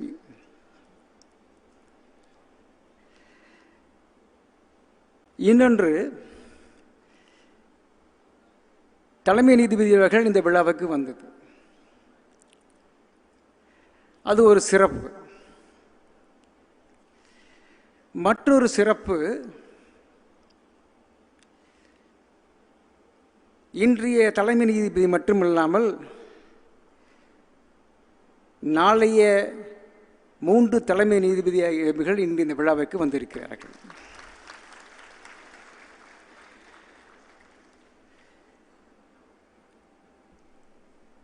அதைவிட சிறப்பான ஒன்று,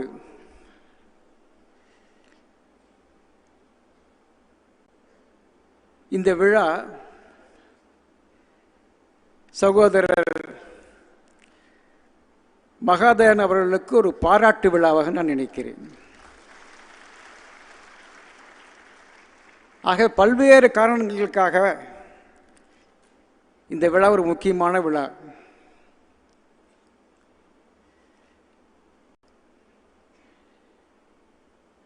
மதுரைக்கு அப்படி என்ன ஒரு தனி சிறப்பு, சகோதரர் விஸ்வநாதன் அவர்கள் சொன்னார்கள். அதற்கு முன்பே மகாதேவன் அவர்கள் பேசி சென்ற பொழுது பாண்டிய மன்னர்களின் சரித்திரத்தை பற்றி சொன்னார்.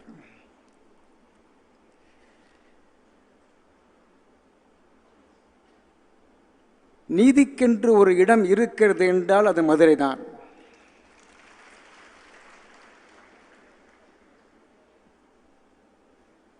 எப்பேற்பட்ட மண் இது! மதுரை மக்கள், மன்னர்கள் அனைவரும் உணர்ச்சி மிக்கவர்கள், அது உண்மை. அந்த உணர்ச்சி நீதியின் பால் கொண்ட உணர்ச்சி.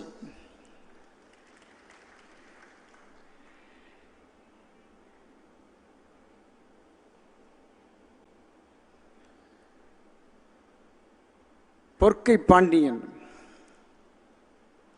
இரவிலே மாறுவேடமிட்டு செல்கிறான் மன்னன்.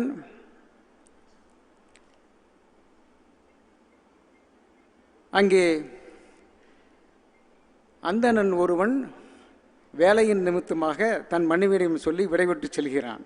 நான் வருவதற்கு 2-3 நாட்களாகும், நீ கவனமாக இரு.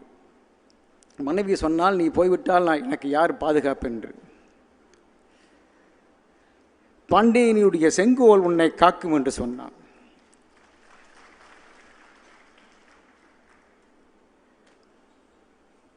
அதன் காரணமாகத்தான் இப்பொழுது மதுரை உயர்நீதிமன்றத்திலே செங்கோல் வைத்திருக்கிறோம் என்று நினைக்கிறேன். பொருத்தமான ஒரு செயல்பாடு.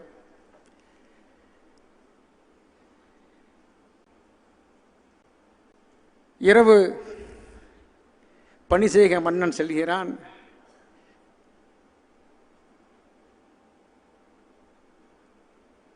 கணவன் இல்லாத வீட்டிலே இருவர் பேசுகின்ற சத்தம் கேட்டவுடன் சந்தேகத்தின் அடிப்படையிலே அந்த வீட்டின் கதவை தட்டுகிறான்.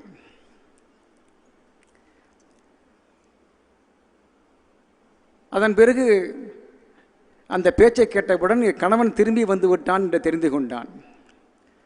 கணவன் கேட்கிறான், நான் இருக்கும் பொழுது இந்த இரவு நேரத்திலே யார் கதவை தட்டுவதென்று. பதில் சொல்ல மனைவிக்கு தெரியவில்லை. இந்த தர்ம சங்கடமான சூழ்நிலையை தவிர்ப்பதற்காக மன்னன் ஒவ்வொரு வீட்டு கதவையும் தட்டிவிட்டு செல்கிறான். அடுத்த நாள் காலை மக்கள் மன்னனிடம் முறையிடுகிறார்கள், யாரோ ஒரு கல்வன் எங்கள் வீட்டு கதவை தட்டிவிட்டு சென்று விட்டான் என்று. மன்னன் அவர்களிடம் கேட்டான், அவனுக்கு என்ன தண்டனை கொடுக்கலாம் என்று. மக்கள் ஏகோபித்த ஒரு குரலிலே சொன்னார்கள், அவனுடைய கையை வெட்ட வேண்டும் என்று. For the mistake committed by the accused, his hand should be chopped off. உடனே மன்னன் உரையிலிருந்து தன்னுடைய வாளை எடுத்து தன்னுடைய கையை வெட்டினான்.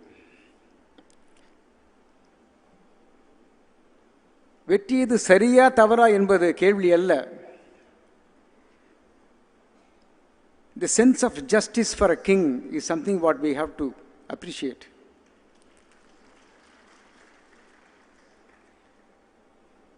இதைத்தான் சிலப்பதிகாரத்திலே இளங்கோ பதிவு செய்கிறான். பழமொழி 400 சிலப்பதிகாரம் ஆகிய நூலில் இந்த பதிவு வருகிறது. சிலப்பதிகாரத்தை பற்றி நான் சொன்னது போல அருமை சகோதரர் விஸ்வநாதன் சொன்னார். சிலப்பதிகாரத்தை பேசுகின்ற பொழுது நம்ம கண்ணகியை பற்றி பேசுவோம். Kannagi is an aggrieved person, உண்மை. ஆனால் சிலப்பதிகாரத்தை நீங்கள் படித்தீர்களானால் நீதிக்கு அந்த மன்னன், மக்கள், அரசி அனைவரும் கொடுத்த முக்கியத்துவம் புலப்படும்.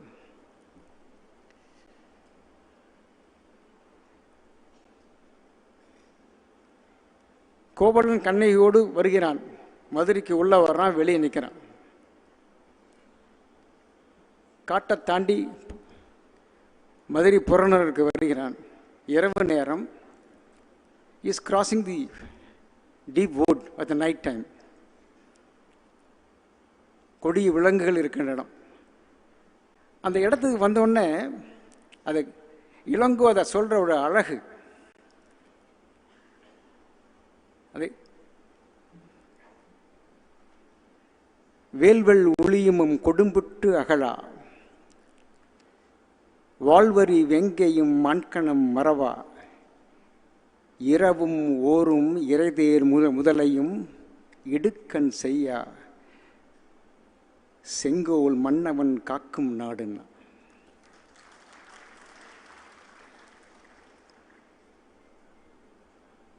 Wild animals like bear, tiger, snake, crocodile, elements, nobody would touch you because here is where the rule of law is. இளங்கோனுடைய பதிப்பு அவ்வளவு ஒரு அழகு. நீதி கேட்டு கண்ணகி வந்த அது இளங்கு வடித்திருக்கின்ற ஒரு அழகு. நான் எதுக்கு சொல்கிறேன்னா, நான் இது ஒரு இலக்கிய சொற்பொழிவாக சொல்லவில்லை. அந்த அந்த எப்படி ஒரு நீதியை மக்கள் நினைத்தார்கள், மன்னன் நினைத்தாங்கிற ஒரு ஜஸ்ட் ஒரு example, that's all. I don't think anywhere in the world people or a king would have thought of justice to this extent. Appreciation of rule of evidence, principles of natural justice, abundant in this place. Kannagiri நடந்து வருகின்ற பொழுது, when Kannagiri was walking seeking justice, with the hair flowing, taking the material object in her hand, of the two jeweled anklets, she is having only one. On the way, she sees the sun, because sun is a natural witness. She puts a question to the sun, Kaigari Selvane Sol Kalvono en Kanavan. Beautiful depiction. Illai un Kalvan illai un Kanavan. The sun deposes. Because sun has to be, it is present all the time. It's a material witness.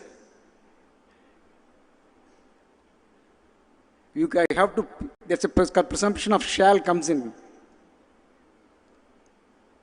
Irritable presumption there. She enters the precincts of the palace. On the way, people are looking at her. Everybody was afraid that something is wrong is going to happen. Look at the sense of justice for the common man. Here is a lady who is walking around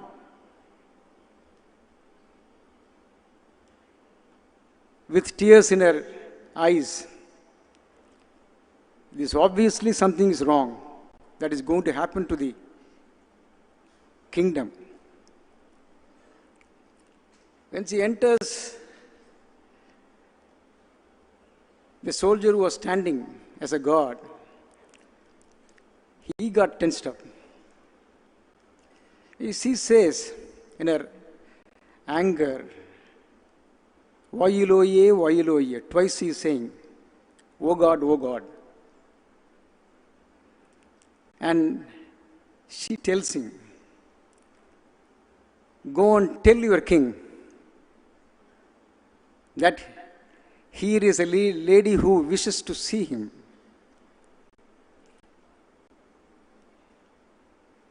Inayari chilambundendiya kaiyal. It's a material object he is having. One is with him, the other is with me. Of the two I am having. Kanavanai ilandol. You will understand. You tell him, I am a widow. He will know whom he killed. Kadayattal. When she enters, the king realized something is wrong. For two reasons. One is he had a feeling that something was wrong even before that. The entire story goes like this. The king was witnessing a dance. She was absorbed not only with the dance but also the dancer. It was noticed by the queen. அந்த ராணியுடைய மாறுகின்ற பார்வையை பார்த்தவுடன் தன் தவறை உணர்கிறான் மன்னன். Immediately he realized his mistake. That was a time when information was given to him that the person who stole the anklet of the queen has been found.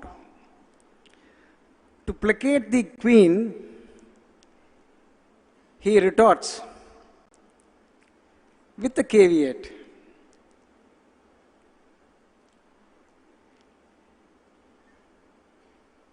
சிலம்பது திருடிய கல்வினை ஆயின் கொன்று கொணர்க அச்சிலம்பு ஈங்குன்னா. If it is true, kill him and bring the anklet. Execution was carried without being heard. That night, the queen had a bad dream. In her dream, he sees that nature has completely changed itself, bringing devastation to the kingdom. The scepter is broken.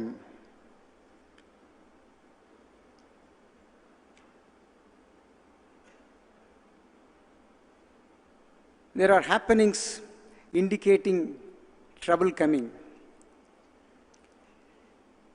She tells the king, because she also felt the decision was wrong.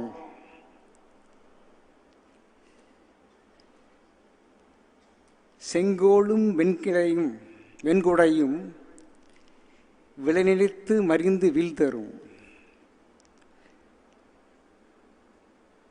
நன்கோன் வாயில் மணி நடுநடுங்க பகல் மீன்வெளும் இரவு வில்லிலும் ஈர்நான்கு திசையும் அசைந்திடும் வருவதோர் துன்பமொன்று மன்னர்க்கு யாம் இனி உரைப்போம். So they had this feeling. When Kannagi entered the portals, Ilango says that king practically died seeing her. மெய்யிற் பொடியும் விரித்த கருங்குழலும் கையில் தனிச்சிலம்பும் வையற்கோன் கண்டனனே தோற்றன் காரியை தன் சொல் உண்டனனே தோற்றனன் உயிர். By the look itself, he lost himself. By the words, he died the moment after he heard it. I don't wish to go into it. He died after she shown that ruby was the one which was found in her anklet. Realizing the injustice, he died. It is, as lawyers who know, what he did was not, strictly speaking, a murder, perhaps a culpable homicide. The queen followed because she felt that she must have been the root cause. Then after all these things, Ilango sums it up beautifully.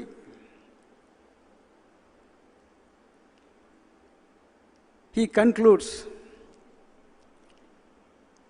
வல்வினை வளைத்த செங்கோல் மன்னவன் செல்லுயிர் நிமிர்த்தியது.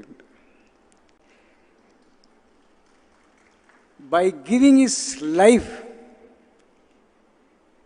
the Sengol, the scepter, which was bent, has been resurrected. This is the place of justice. 20 years have gone by. அருமை சகோதரர் மகாதேவன் சொன்னது போல 25வது ஆண்டு விழாவிலே நான் இருப்பேன் இங்கு உச்சநீதிமன்ற நீதிபதியாக வரமாட்டேன். அருமை சகோதரர் மகாதேவன் வந்தாலும் வரலாம். ஆனால் அருமை சகோதரர் விசுவநாதன் கட்டாயமாக இங்கே இருப்பார். உங்களுடைய சார்பாக இங்கே தலைமை பதவியேற்கின்ற 3 நீதிபதிகளுக்கும் அவர்கள் தலைமை பதவி ஏற்ற பிறகு தலைமை நீதியாக மதுரைக்கு வர வேண்டும் என்று கூறி என்னுடைய வாழ்த்துரையை முடிக்கிறேன். நன்றி, வணக்கம். Thank you, my lord, for excellent words.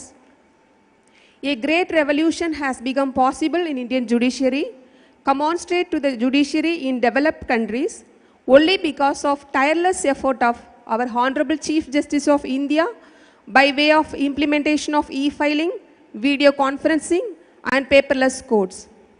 His Lordship strained every nerve to translate the judgments of Honorable Supreme Court and High Courts in regional language so as to enable the common man to understand the judgments.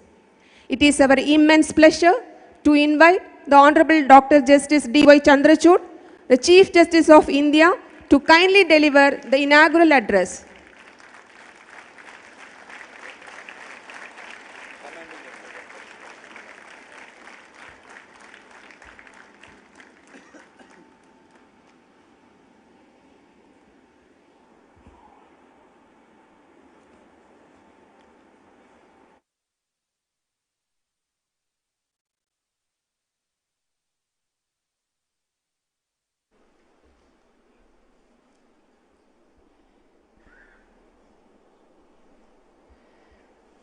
காலை வணக்கம்.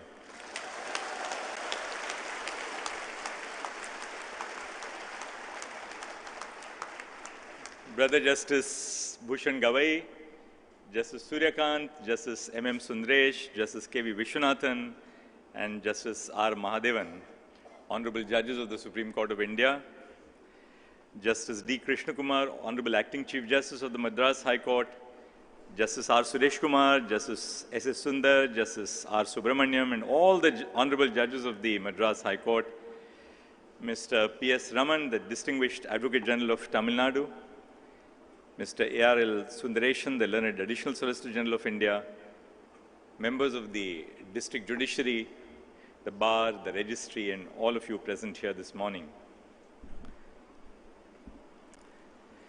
Yesterday, day before yesterday, when we concluded the swearing-in ceremony of Brother Justice Mahadevan as the Judge of the Supreme Court, we had a large contingent of lawyers who had come from Tamil Nadu.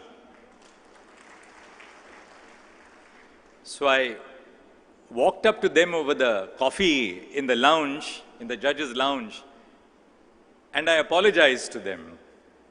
So they were a little taken aback, because on a happy occasion like this, when you are celebrating the appointment of a judge of the Supreme Court, why is the Chief Justice of India apologizing to us? So I said, I apologize to you for having stolen one of your finest judges to the Supreme Court. But you know, the lawyers are always one step ahead of the judges. And they said to me, Chief Justice, if you have to apologize, then you have to apologize twice, because you have to apologize for Justice Sundaresh's appointment because you have stolen him from us. But then I thought, you know, they had forgotten one more, and that was my dear colleague, Brother Vishwanathan, Vishy to all of us, because we stole him. But there is a sting in the tail, and which is that the bar of limitation applies after 1 year on the bench. In this case, of course, Brother Mahadevan was appointed and sworn in on the 18th of July 2024, Justice Vishwanathan on the 19th of May 2023, and Brother Sundaresh on 31st of August 2021. So in a sense, our apologies for having stolen two fine judges, one from the bar and one from the bench, is time barred insofar as Justice Vishwanathan and Justice Sundaresh are concerned. As everybody knows, I am an ardent believer of the benefits of technology. Just yesterday, we saw the adverse effects of technological dependence because of the Microsoft outage, and flights all over the country were cancelled. Numerous flights from Delhi were cancelled. But I think it is the love that the people of Madurai showered upon me during my last trip that has ensured my presence amongst all of you today. As I recall my trip to Madurai last year, I am reminded of the first 3 verses of the Atichudi, written by the great Tamil poetess Avayar. And she says, pardon a little bit of my Marathi accent in Tamil when I speak in Tamil. And she says, Aram Seya Virumbi, Aruvadu Sinam, Eyalavadu Karavel, have the desire to do good deeds. Anger should be reduced or controlled and help to your best possible extent. What this famous Tamil poetess said is so symbolizing the quest for justice. The first thought that she expressed brings a sense of justice, have the desire to do good deeds. The second, when she tells us to control our anger, brings about a sense of emotional equanimity, which is so important to the dispensation of justice. And the third, help to your best possible extent, highlights the need for empathy and for compassion, without which our profession cannot exist. I'm thankful to all the wonderful people I got the opportunity to interact with during my last trip here. They truly lived up to the verses and introduced me to the goodness of Tamil culture. Madurai is called Tunga Nagaram, or the city that never sleeps, because its markets are always available to cater to the throngs of people visiting it every single day. The city truly has a lot to offer to everyone, from a temple town for devotees to find solace in, to a city that never sleeps for people with an active nightlife. This reflects the inviting and hospitable culture of this great city. It is therefore no surprise that Madurai was selected to be the venue for the permanent bench of the Madras High Court. And in that sense, Madurai is an eternal symbol that justice itself never sleeps, and we demonstrated it during COVID. The tale of the Madras High Court is like that of a banyan tree. The older the banyan tree gets, the more its branches develop prop roots, and each of these prop roots is an entry into a fascinating chapter of history and legal development.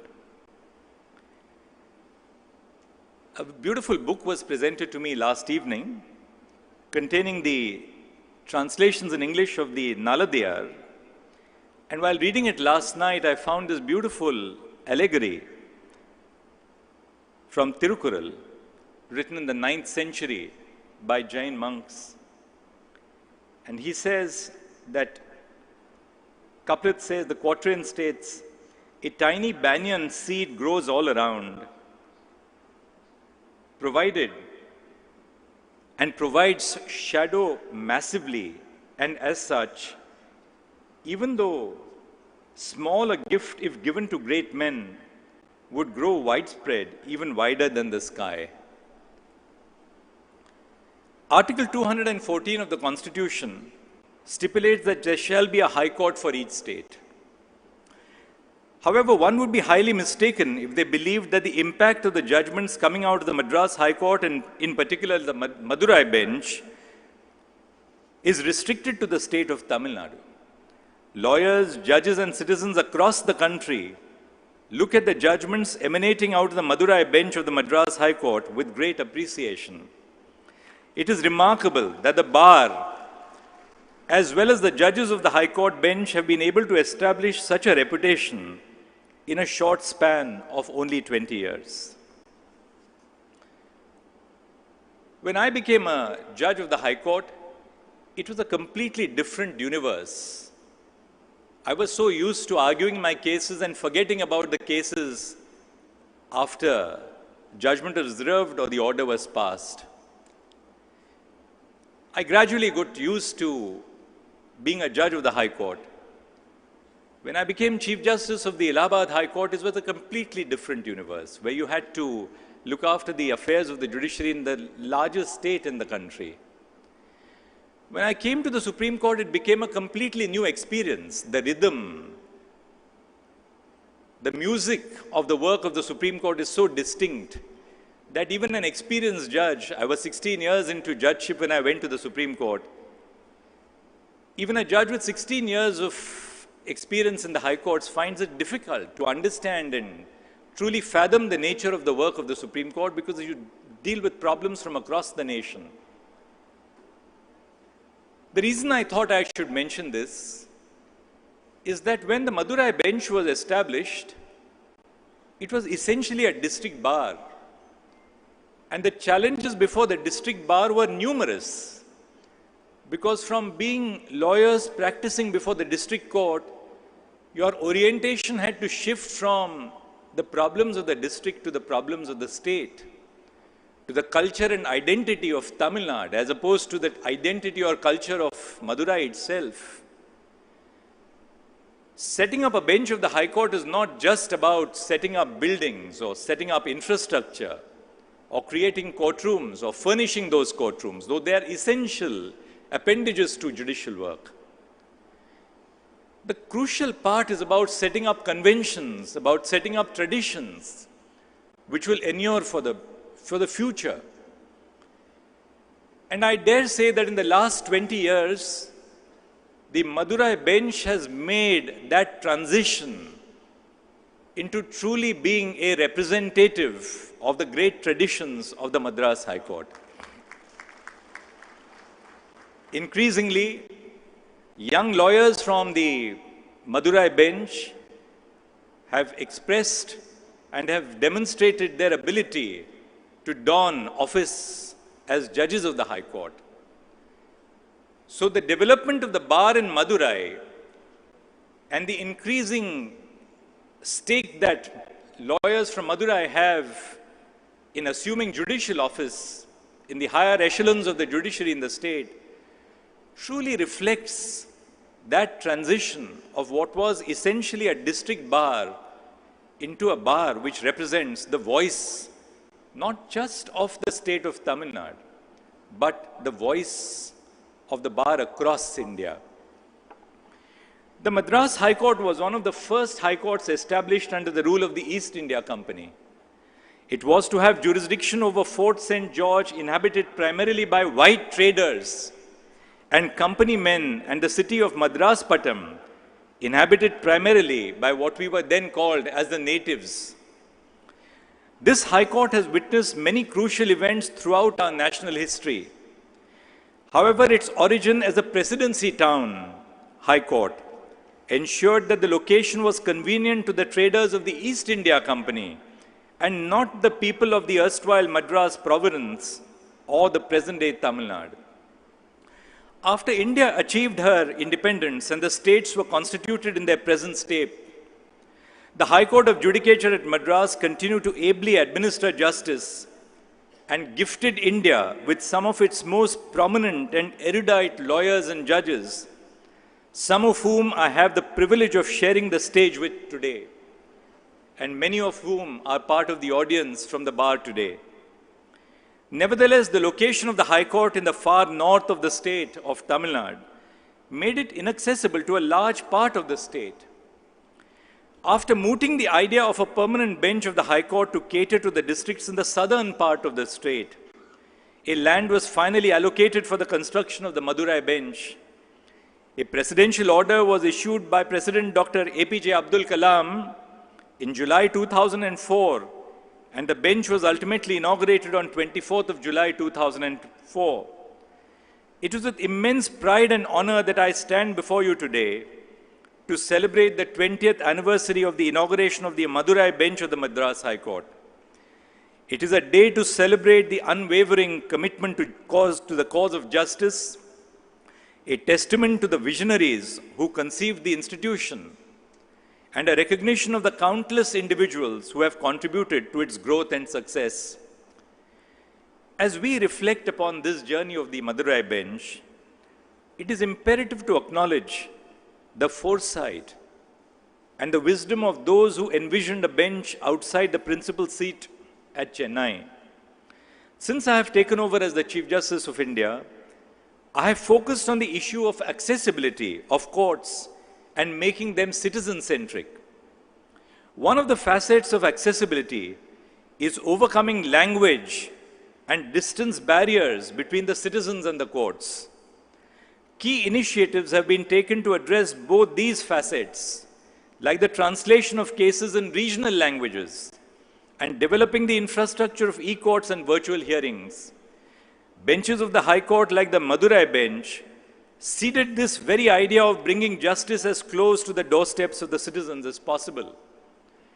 What better way for us as judges of the Supreme Court to reach out to every corner of the state of Tamil Nadu than by insisting that our judgment should be translated into Tamil. Nearly 2,000 judgments of the Supreme Court are translated into Tamil. And I do believe that this translation is not merely for us to reach out to citizens who are residing in this state in respect of cases decided by us pertaining to the state of Tamil Nadu, but that our work across the nation should be brought home in every regional language which is recognized by the Constitution. And I do hope that access to the judgments of the Supreme Court in Tamil will enable us as judges of the Supreme Court to reach out to lawyers across the state, to enable us to reach out to citizens across the state, to remind them that we exist for you and you primarily. It is said that we hold this earth not as an inheritance from our ancestors, but in debt for our future generations. I've always believed that when it comes to the role of courts, it is not only the hope of the butcher, the baker, and the candlestick maker, but is also a repository of history for our future generations to adjudge us. Our time on earth may be borrowed, but our deeds are immortal. I call our courts a repository of history because the cases that come before a court reflect the social milieu and the contemporary issues that face society. They also reflect how judges react to these issues. A court is remembered well for upholding the rule of law and ensuring that the arc of the universe keeps bending towards justice. The Madurai bench has not simply dispensed justice. It has been a catalyst for positive social change. The Madurai bench has made great strides by recognizing the rights of transgender people to marry. It has also covered a gray area in the law by extending women-centric laws and the Sexual Harassment of Women at Workplace Prevention, Prohibition and Redressal Act of 2013 to afford protection to transgender and intersex women. The Madurai bench of the Madras High Court has also addressed the region's unique environmental concerns and human rights issues. This success story is a testament to the collective efforts of the judiciary, the bar, and the dedicated support staff. The learned judges who have graced this bench with their wisdom and dedication enriched the legal landscape. The legal fraternity, with its advocacy and cooperation, has been instrumental in ensuring that justice prevails. The Madurai bench has also ensured transparency and accountability in its functioning.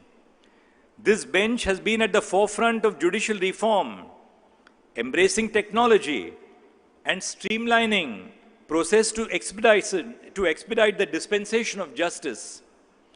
Courts are one of the biggest guzzlers of paper. I remember dealing with a case before the Supreme Court and increasing access to courts through virtual hearings and e-filings. We sought the details of virtual hearings conducted and the procedure required to avail the facility from all high courts and tribunals across India. I was delighted to see that while other affidavits sought to justify the lack of accessible hearings, the Madras High Court and the Madurai bench have diligently allowed for such hearings to be made available to all since April 2023. The Madurai bench has endeavored to reduce pendency, minimize delays, and ensure that every litigant, irrespective of their social or economic status, receives a fair hearing. As we inaugurate the Vicentennial Stupa to commemorate 20 years, we also contribute to the streak of development of this High Court. We are also committing to establish around 100 new e-Seva Kendras in the southern and northern districts of Tamil Nadu. These initiatives will allow the court to work more effectively and accessibly. Just like how the working of the court leaves an indelible mark on the way it is remembered in history, the infrastructure of a court dictates the ability of the bar, the bench, and the court staff to contribute to their duties and the common good. It has long been established that the architecture, facilities, and navigation tools available in the premises of the High Court directly impact the ability of the employees to provide citizen-centric services. If a building is unappealing, difficult to navigate, and ridden with unnecessary barriers, it will reflect in the treatment and thinking of the staff towards the citizens. But if the courts work in an accessible, inviting, and citizen-friendly architecture, it will enhance the faith and trust of the citizens in the judiciary. I remember coming to the Madurai bench for the foundation stone laying ceremony of the administrative block. The various facilities here, such as the library, ICT, that is Information and Communications Technology, and Internet infrastructure, chambers, mediation center, and the green cover around the High Court complex are breathtaking. The modern infrastructure, including state-of-the-art technology, ensures that we are at the forefront of judicial innovation. The facilities for litigants, witnesses, and the public have been designed with their comfort and convenience in mind. The Madurai bench of the High Court is no stranger to leading the way when it comes to social change. It has the distinction of being the first High Court campus in the South to install a justice clock. The justice clock is a reminder that every minute that a judge sits away from the bench is a minute when a case is added to the backlog. The justice clock is a reminder that every minute when a lawyer asks for an adjournment, it adds to the pendency of cases before the court. The justice clock allows litigants and the court to track case pendency and strategize case management and disposal. This year, we also saw the remarkable feat of the inauguration of the Disaster Recovery Center of the High Court of Delhi at the Madurai bench for regular backup of data and software of the High Court of Delhi. The Delhi High Court is depending upon the Madurai bench for the disaster recovery of its data. This will ensure the continuous availability and security of data against potential disruptions or data loss. So the next time a lawyer from Delhi engages in a friendly competition about the development of the bar in Delhi and the Madras High Court, you can say that even Delhi looks at Madurai when it gets into trouble. While looking at our growth and reflecting on our achievements, I would like to re-agitate an issue facing our legal fraternity. This is the remuneration which is paid to lawyers at the entry level by their seniors. At a personal level, I believe that senior members of the bar must promote talent and help junior lawyers by giving them a dignified amount to sustain themselves as well. But at a systemic level, I believe that the low amounts ranging from rupees 5,000 onwards per month lead to gatekeeping of our profession. The usual defense by recruiting chambers or lawyers for such low pay is that the first few years of a young associate's character or career is a learning stage where the senior mentors them. Please shed away this paternalistic approach. It is only apt that I quote a Tirukural. And the Tirukural is as follows. Thalatri Thanda Porulelam Thakarakku Velanamai Setar Puruttu, which means that all the wealth that the good men of this world accumulate must be distributed to deserving people around them. I think all of us seniors must shed the idea that youngsters who come to us come to learn. Well, of course they come to learn, but they also come to teach us. Every day that I interact with my own law clerks, and one of my very distinguished law clerks, she's a young lawyer from Madurai, every day that I interact with my law clerks, I learn so much more, I believe, from them than I can share with them. Because the day-to-day and the future truly belongs to the young in our society. And it is to the young, as we look to the young in our families to teach us so much that we know or know not about life, it is to the young in the legal profession that we turn to understand the contemporary realities of our times. The idea underlying the underpayment of young lawyers in the name of exposure and mentorship reminds me of a 19th century American author by the name of Horatio Alger. The unique selling point of this novel was the premise of a poor boy who would rise to success through sheer hard work. His frequent and repetitive use of the same storyline led to the phrase, the Horatio Alger myth. It is the idea that anyone can rise above their circumstances to achieve success through sheer hard work and sound ethic. But this is hardly ever true. Hard work and sound ethics are vital to every person's growth. But to brush aside the systemic social and economic barriers is an unnecessary oversimplification of how success is achieved. Not all those who fail to do so only because of personal moral failures.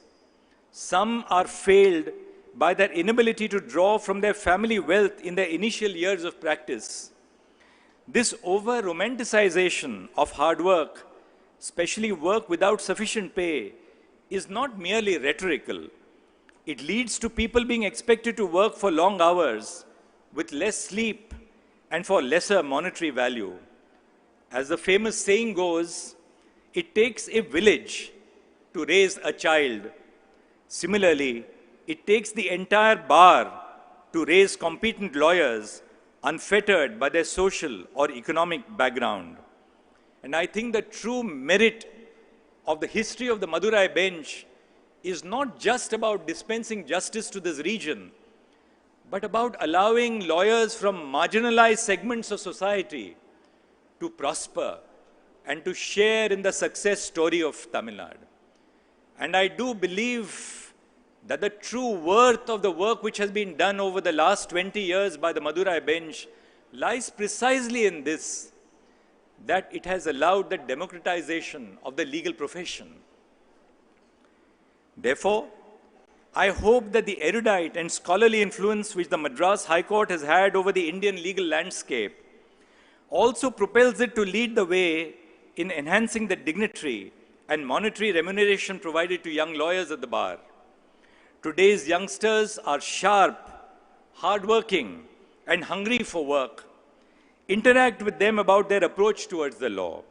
You will be spellbound by the fresh approach that they bring to the table. All I ask of you is to trust the youngsters at the bar with work and fairly compensate them for their hard work and long hours. Finally, before I conclude, let me say that the Madurai bench may have got the bench of the High Court just 20 years ago. But as Brother Sundaresh, very fondly called by me as Sundar, as Brother Sundaresh said, the first woman lawyer of the world, at least in mythology and Tamil literature, hailed from Madurai 1,500 years ago, 1,500 years ago. It was here in Madurai that Kannagi, the heroine of the great Tamil epic Sillapathikaram, argued her own case before a mighty king and won the case and made the Pandya king lose his life on the very throne from which he delivered a wrong judgment. Madurai has not merely been a center for Tamil Sangam and the birthplace of Tamil Sangam literature, but also the seat of gender justice. It is in Madurai that a lady named Goddess Meenakshi rules the kingdom for 4 months and thereafter transfers power to her husband, Lord Sundareshwara. When we were not able to enforce 33.33% reservation for women in the political sphere in the 21st century, Madurai showed the way for women retaining political power for 1/3 of a year and then transferring power to the king for the remainder of the year. I would say that Madurai is a place where constitutional morality was naturally ingrained in the people. It was here that Jainism flourished during the 2nd to the 4th centuries, along with Saivism, Vaishnavism, and Kaumaran, showing thereby that the people were naturally secular. As we celebrate 2 decades of progress, let us also recommit ourselves to the ideals that have guided us thus far. Let us uphold the highest standards of integrity, impartiality, and fairness. For the young lawyers, I will only say that every corner of your work as lawyers will provide a temptation for you, a temptation to swerve away from the path of integrity, truth, and justice.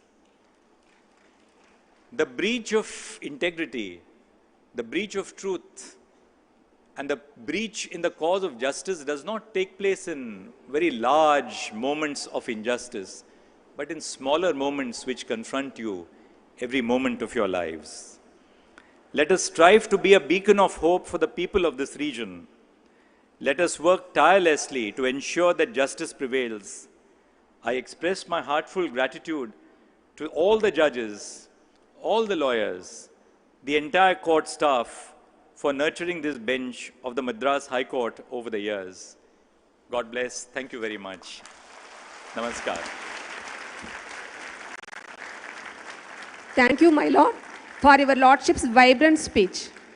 நமது சென்னை உயர்நீதிமன்ற மதுரை அமர்வினுடைய பொறுப்பு நீதியரசர் மாண்புமிகு திரு R Sureshkumar அவர்களை நன்றியுரை நல்க அன்போடு அழைக்கிறோம். Expressing gratitude is inbuilt in our culture, having greatest virtues.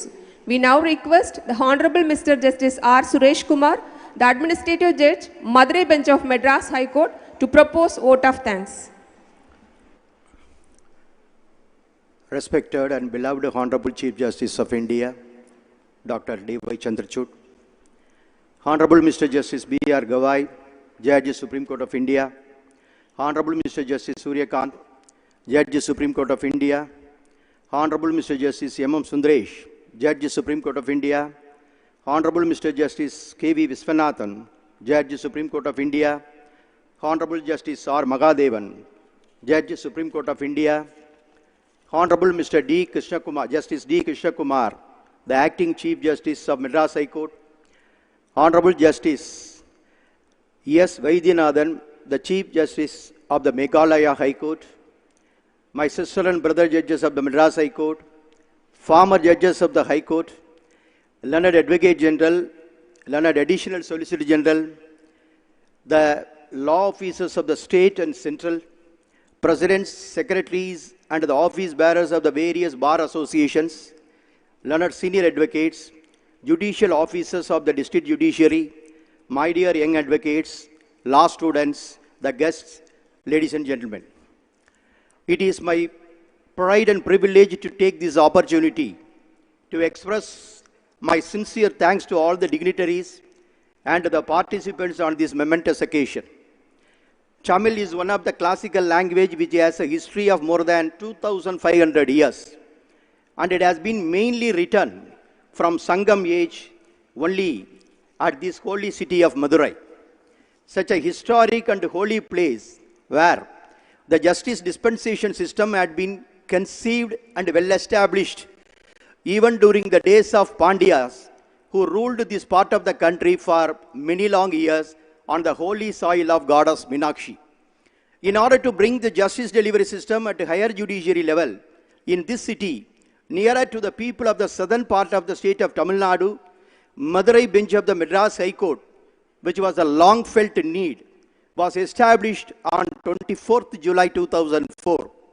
The Madurai bench of the Madras High Court has completed 20 glorious years. In these long 20 years, it has sincerely contributed remarkably towards march of law. It has groomed many lawyers who are now in the forefront in the legal system, and it has also contributed to a considerable extent in settling various legal issues which had come up for its consideration.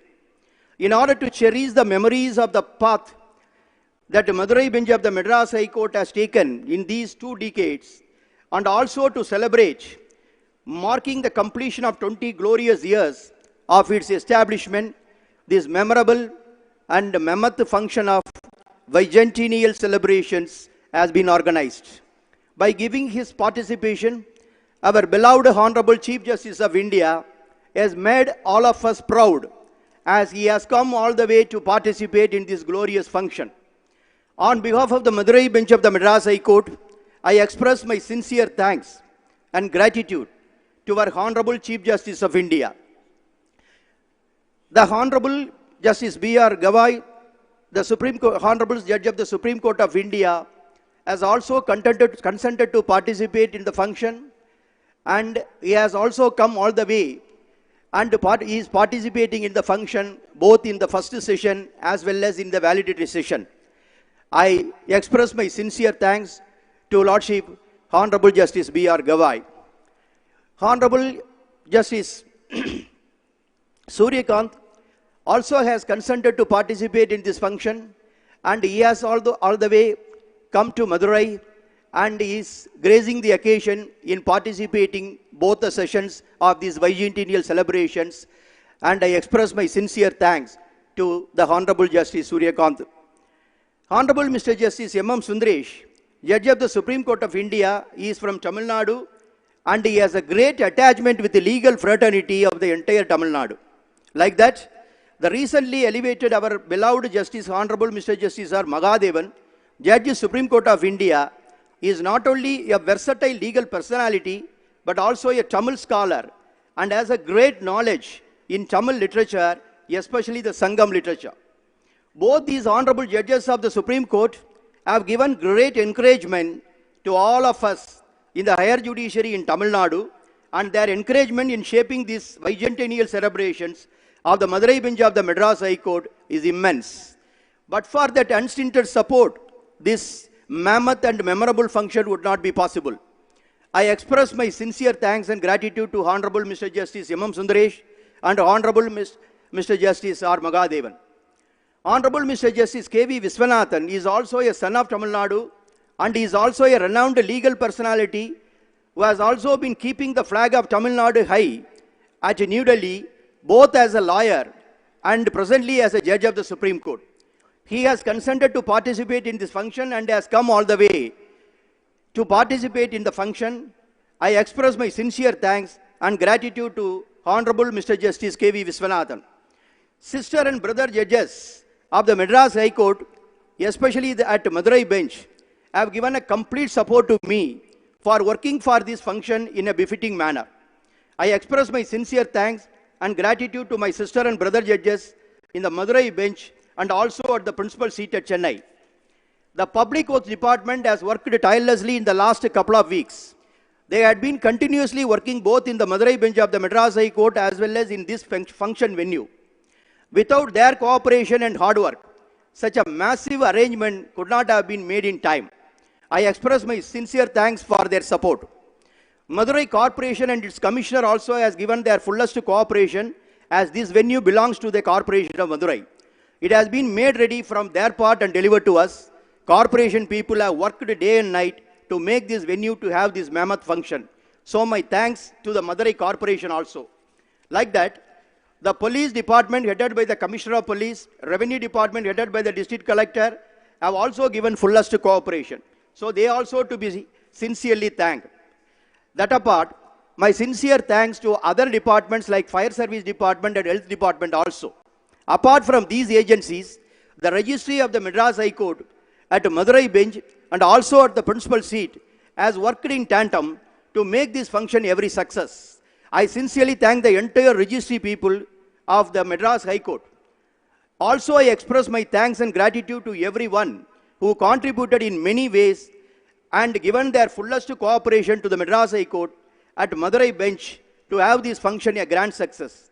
The involvement and the participation of the bar members, both seniors as well as juniors, has made this function great success. And on behalf of the Madurai bench of the Madras High Court, I express my sincere thanks to the entire bar members who have come and participated in this momentous occasion. This Thanksgiving is not a formality sake, but it is a real gratitude to all the stakeholders who have immensely worked towards this historic celebration of the Madurai bench of the Madras High Court, and everyone who have made such a contribution towards this successful event are to be thanked. I once again express my sincere thanks and gratitude to one and all. Thank you. Thank you, my lord.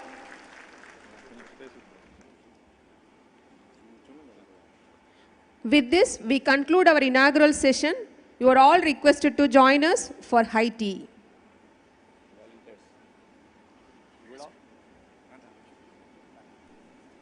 The volunteers are requested to please guide our guests to the respected enclosures for high tea, and all are requested to reassemble in 15 minutes for valedictory session.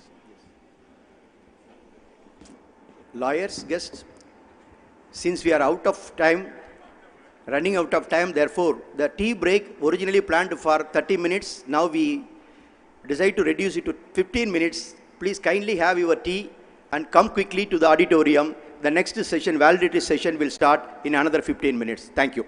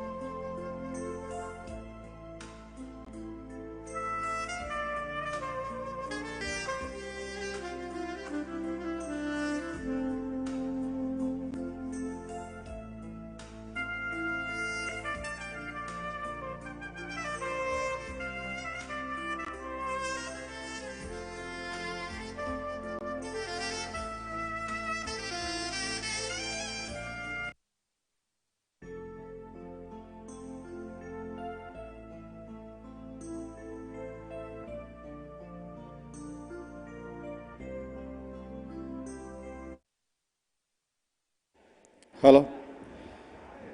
இரண்டாவது வரலாற்று சிறப்புமிக்க நிகழ்வு நிறைவு விழா நிகழ்வு நடைபெற இருப்பதால் ஆங்காங்கே இருக்கின்ற மூத்த வழக்கறிஞர்கள், சான்றோர் பெருமக்கள், வழக்கறிஞர்கள் அனைவரும் இந்த விழா மேடைக்கு வருமாறு உங்களை அன்போடு அழைக்கிறோம்.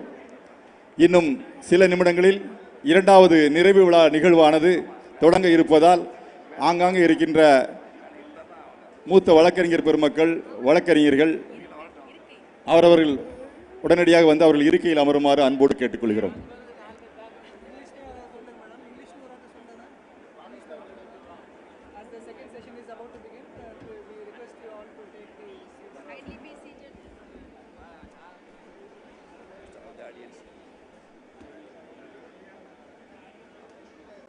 All the audience, sir, please be seated. Keep your mobile phones in silent mode. And the next session will be in few minutes. We will start with in few minutes.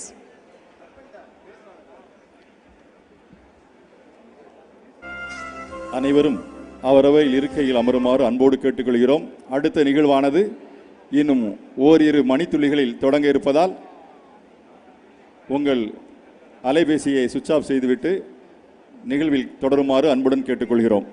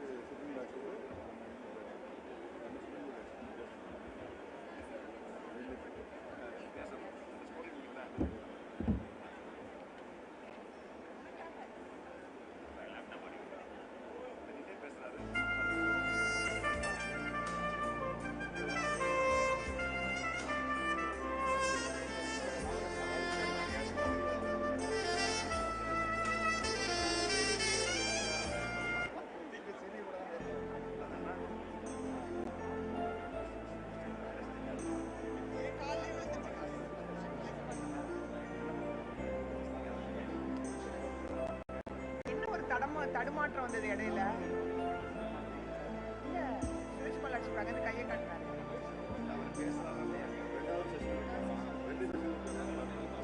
பேசுறாரா இல்லையே சொல்லலையா?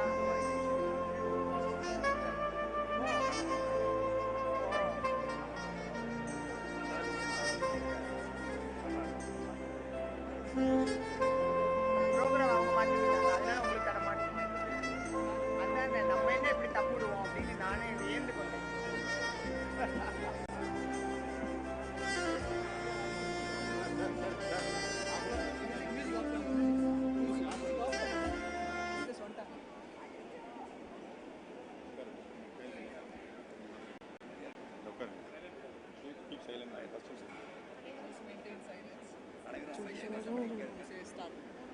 அனைவரும் அமைதியாத்து தரும்படியை அன்போடு கேட்டுக்கொள்கிறோம்.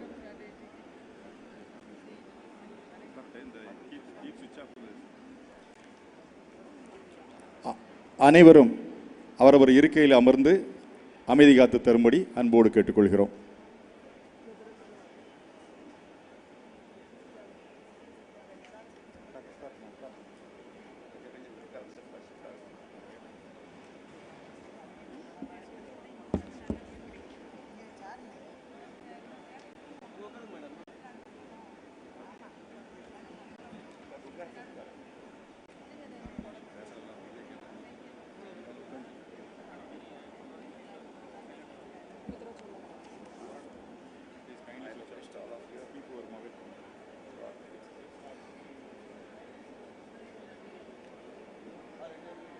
I request all the audience, please take your seat and keep your mobile phones in silent mode to ensure that there is no interruption during the session.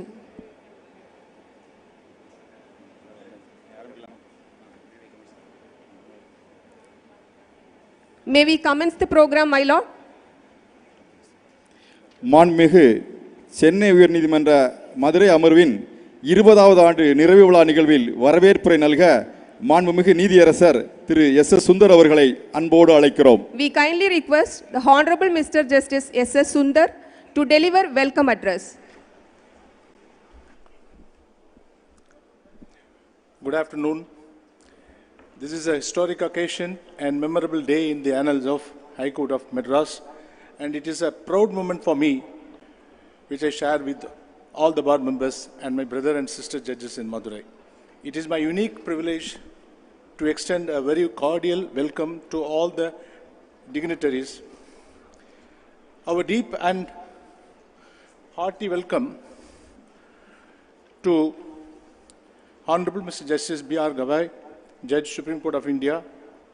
Just 2 months back, he graced our mediation program in Chennai, and your participation in this occasion at the Madurai bench is again a great honor. I welcome Honorable Mr. Justice Suryakant, Judge of Supreme Court of India. Your illustrious career and steadfast dedication to justice have earned you the highest regard among the legal fraternity. With great admiration and deep respect, I extend a warm and heartiest welcome to Honorable Mr. Justice M.M. Sundaresh, Judge Supreme Court of India. Your journey from the bar to the bench has been marked by integrity, diligence, and profound dedication. Honorable Mr. Justice K.V. Vishwanathan, Judge Supreme Court of India, throughout your career, you have been a successful player of a great innings, fighting, advocating, and advancing the cause of justice. It is my pleasure to welcome you, sir. Honorable Mr. Justice R. Mahadevan, Judge Supreme Court of India, the days you spent with us are remarkable. It was you who invited and factually organized everything to this event. I am glad that you are now our guest, and I extend my welcome. I welcome Honorable Mr. Justice D. Krishna Kumar, our Acting Chief Justice, who has done a wonderful job in organizing this event. And I, along with the Krishna Kumar, our Administrative Chief in Madurai, he has also done a remarkable job. And my brother R. Subramaniam, who has now come to this stage to offer his vote of thanks. I welcome my brother and sister judges who are in Madurai and who have traveled from Chennai to grace this event. I welcome former judges, Honorable Supreme Court and High Court, who have made remarkable contribution for the establishment of this branch. I welcome Advocate General Mr. P.S. Raman, Additional Solicitor General Mr. A.R.L. Sundaresan, Additional Advocate General Mr. Ravindran, Mr. Veerakadiravan, Mr. Tila Government Pleader, and all other law officers from Chennai and Madurai. I welcome all our registrars, other officers and staff and registry who have made great efforts in coordinating things to make this event a great success. I welcome honorable great leaders of the bar and then government officers, particularly the district collector and the commissioner of all their staffs and all their staffs. I welcome all the office bearers of Bar Association, members of bar, senior advocates, young lawyers, ladies and gentlemen, senior journalists, persons from the print and electronic media who have gathered together at this moment to join us in the Bicentennial celebration on completion of 20 years of constitution of this great and glorious institution, the Madurai bench of Madras High Court. Drawn irresistibly by the common bonds of brotherhood of law that binds us all together, our distinguished guests have been good enough to cast aside all the consideration of personal comfort and convenience and respond wholeheartedly to our invitation. This gathering of the distinguished judges, juries, and lawyers in this land of cultural heritage constitutes an impressive demonstration of unity in the realm of law. I would like to express my heartiest thanks to the state and the union for their ungrudging help and cooperation in our efforts to make this celebration a grand success. Thank you, one and all. Thank you, my lord. வளமதுரைக்கு வந்து விழா மேடையில் வீற்றிருக்கும் சிறப்பு விருந்தினர்களை கௌரவிக்கும் நிகழ்வு. Now it's time to honor the dignitaries on the dais.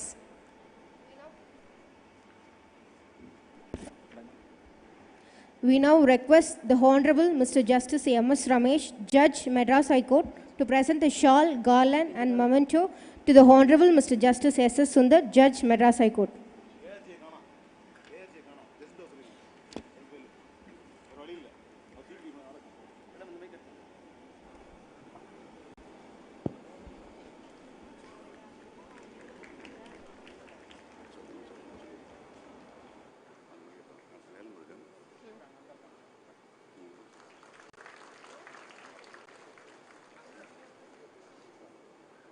எத்தனாவதுன்னு சொல்லி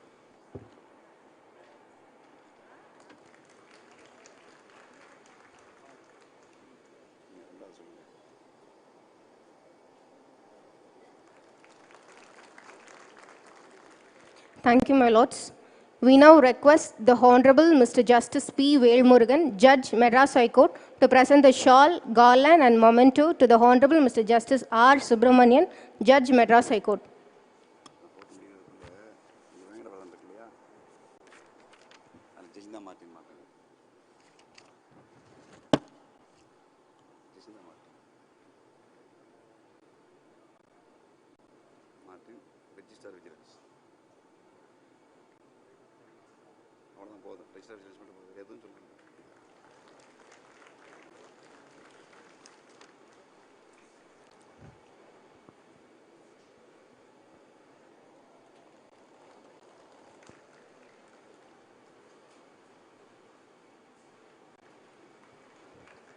Thank you, my lords. We now request Mr. Gandhiraj, Special Government Pleader, to honor the Honorable Mr. Justice S.S. Sundar, Judge, Madras High Court.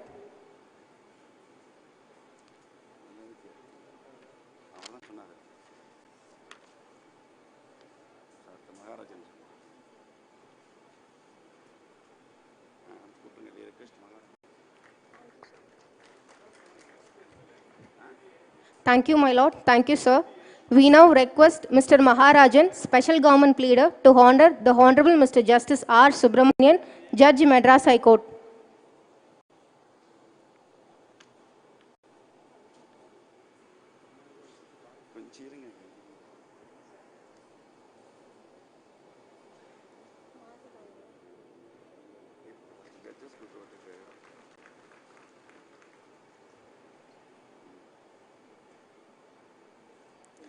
Thank you, my lord. Thank you, sir.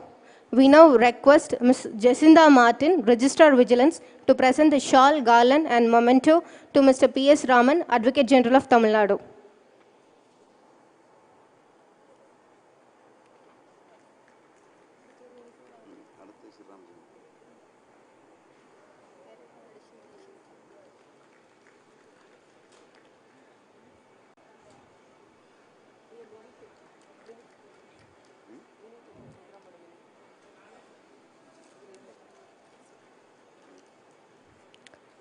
Thank you, sir and ma'am. We now request Sri Ramajayam, Additional Registrar Vigilance, to present the shawl, garland and memento to Mr. A.R.L. Sundareshan, Additional Solicitor General of India.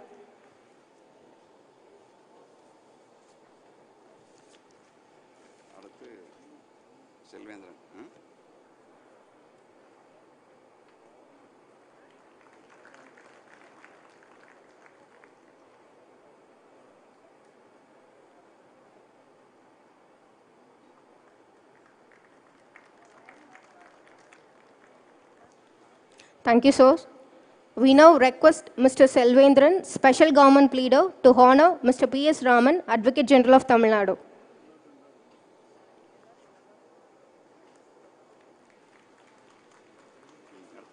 Thank you, sir. We now request Mr. Saji Bino, Special Government Pleader, to honor Mr. A.R.L. Sundareshan, Additional Solicitor General.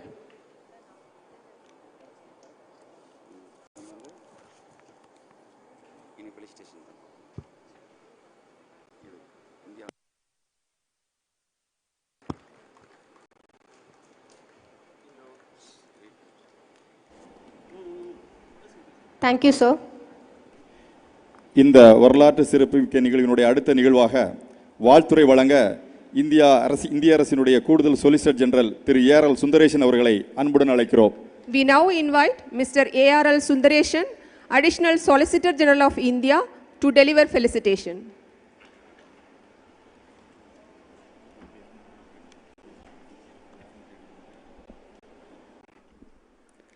அனைவருக்கும் இனிய காலை மதிய வணக்கம்.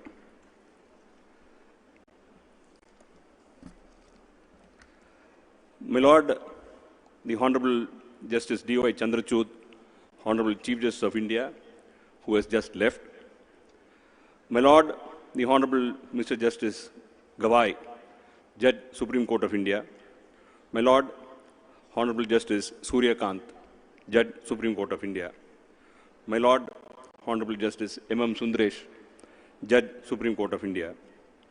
My Lord, Honorable Justice K.V. Viswanathan, Judge, Supreme Court of India. My Lord, Honorable Justice R. Mahadevan, Judge, Supreme Court of India. My Lord, the Acting Chief Justice, Justice D. Krishna Kumar, the Honorable Administrative Judge, Honorable Justice R.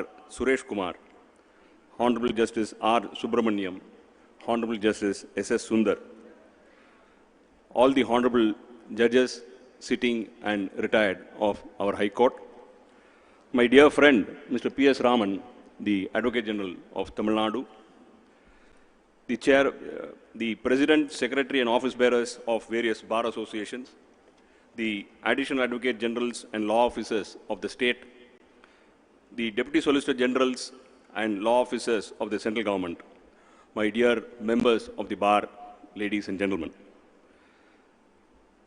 I am honored and feel privileged to have been given the opportunity of offering the felicitations during the bicentennial celebrations of the Madurai bench of the Madras High Court, marking the completion of 20 years of its establishment. I am happy to participate in this event for at least two reasons. Firstly, my father, Dr. Justice A.R. Lakshmanan, as he then was a member of the Administrative Committee which performed the preliminary work for constitution of the bench at Madurai, and was also a member of the Administrative Committee which chose the site at Ulaganeri where the bench of the High Court has been established. Secondly, I was born in Madurai. Though I was brought up in Chennai, I was the last child in the family and some family planning had to be done and my mother was brought here and therefore I was born here. Today, we are celebrating the completion of 20 years of establishment of the bench of the Madras High Court. After the establishment of the institution, which has grown leaps and bounds from where it started with baby steps at the time of its establishment in 2004. It seems as if we started just a few years ago. Time has flown so fast that even though it seems as if the bench was established just a few years ago, it is almost just 4 days short of 20 years. To speak about the advantages all of us have gained by establishment of this bench, to start with, the state of Tamil Nadu being a very large state with a distance from one end to the other spanning 1076 kilometers and about 1,30,058 square kilometers, there was an imminent necessity for establishing a bench of the High Court at some part of the state which is easily accessible to the lawyers and the litigant. Madurai, being at a distance of about 440 kilometers from the capital of the state, it was found to be the best suited place for establishing the bench. Accordingly, the bench was established in 2004. With the passage of 20 years, the achievements this bench has made has proved positive the idea with which the bench was constituted. It deserves to be noted that several members of the bar practicing primarily at Madurai bench of the High Court have been elevated as honorable judges of the Madras High Court. To name a few, Honorable Justice P. Jyothimani, Honorable Justice S. Nagamuthu, Honorable Justice T. Raja, who retired as Acting Chief Justice of the High Court, Honorable Justice R.S. Ramanathan, Honorable Ms. Justice K. Suguna, Honorable Justice S.S. Sundar, Honorable Justice Nisha Banu, Honorable Justice G.R. Swaminathan, Honorable Justice Srimati, Honorable Justice Pugalendi, Honorable Justice Vijay Kumar, and Honorable Justice Victoria Gauri, and latest Honorable Justice K.K. Ramakrishnan were elevated while they were actively practicing before the Madurai bench on the basis of the merit of their performance. And I am confident that there will be many more from the Madurai bench to adorn the High Court. Apart from the number of members of the bar who have been elevated to the bench, it also deserves mention that Madurai bar has produced several reputed designated senior advocates. After constitution of the Madurai bench, to my recollection, at least 25 designated senior advocates have come from this bench. It is purely on the strength of the acumen and the service rendered by them in the profession as members practicing in the Madurai bench. Madurai bench exercises jurisdiction over 14 districts in the state of Tamil Nadu. It handles all types of cases other than original site jurisdiction in civil suits. The members of the bar have equipped themselves thoroughly to handle all types of cases by themselves, be it habeas corpus petitions, civil writ petitions, direct tax, indirect tax, first appeals, second appeals, criminal revision cases, quash petitions, whatever. By passage of time, there is no dearth of quality in the performance of the members of the bar of the bench. They are second to none. They no more need the services or assistance of advocates or seniors from outside. They are self-sufficient, having their own well-equipped library, including very many e-libraries. The bar deserves to be mentioned here, has conducted several classes for members who desire to move over to the judiciary for judicial service. It deserves to be noted in this context that in the last few selections for appointment in the subordinate judiciary in the state of Tamil Nadu, the percentage of selected candidates from southern districts is more than the percentage of candidates who were selected from the other districts. From among the members of the bar practicing before Madurai bench and the principal bench, if it is seen, the candidates who have been selected from the Madurai bench outnumber the candidates who have been selected from the principal bench. All this is due to the continuous regular coaching classes conducted by the bar and the benefit that has flown from it to the members of the bar. The members of the bar are very active, not only in their professional services before the honorable courts, but also in disseminating knowledge to the younger generation and equipping and nurturing the juniors to take up the task in the years to come. As the Honorable Chief Justice said in the morning, it is the duty of the seniors to bring it up for the juniors and encourage them. That is being done very well by the members of the bar here. All the seniors take care of their juniors very well. I feel proud to say, ever since the Madurai bench was constituted in the year 2004, having large work from number of southern districts, half of my briefs, which were handled by me then, had to be transferred to Madurai. I had to and did open an office at Madurai. Ever since 2004, we still continue to have the office here. Even though initially there was a sense of disheartening and difficulty faced in splitting of the cases on account of formation of the bench, by passage of time, we have realized the advantages that has blossomed out of the formation of the bench, it has outweighed the disadvantages, if any, that many have felt at the time of inception of the bench. All this has happened not because of one person or two persons. All quarters have supported the establishment and growth of the bench. Government was kind enough to provide a large expanse of land at Ulaganeri, an excellent building and all infrastructure for establishment of the court. The members of the bar at Madurai have very quickly equipped themselves to serve the litigants coming with different types of cases at the High Court level. As the Honorable Chief Justice said, from the district bar, they had to lift themselves up to the High Court level, and that was done in no time. Apart from some of the honorable judges who sit at Madurai on a regular basis, many of the honorable judges from the principal bench on rotation basis for terms of 3 to 4 years, have left their family and children and have come here to see that the work in the Madurai bench is not second to any other high court. The staff of the high court from the principal bench have also accepted transfers from time to time to Madurai bench without much grumbling. The net result, by the concerted work of all, justice delivery system at Madurai has been the best. Justice, if not at the doorsteps, at least within accessible distance, has been truly achieved at Madurai from the year 2004 and is being achieved day in and day out at Madurai. It is only due to the concerted efforts and support from the government, the principal bench, the members of the bar, the staff, and the advocate clerks, and all the stakeholders that the bench has functioned to the satisfaction of all for the past 20 years.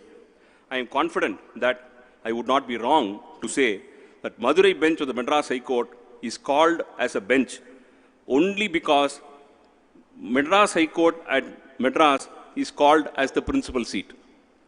But for the name principal seat and Madurai bench, I see there is no perceivable difference between the principal bench and Madurai bench. And Madurai bench is certainly no less than the principal bench on all parameters.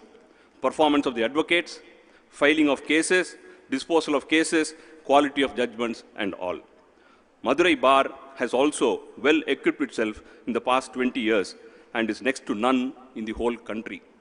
I wish and pray that the Madurai bench, which is 20 years old as of now, will grow from strength to strength and deliver justice to the needy litigants for all times to come with the same sense of satisfaction, and congratulate all involved in setting up of the bench and administration of this institution.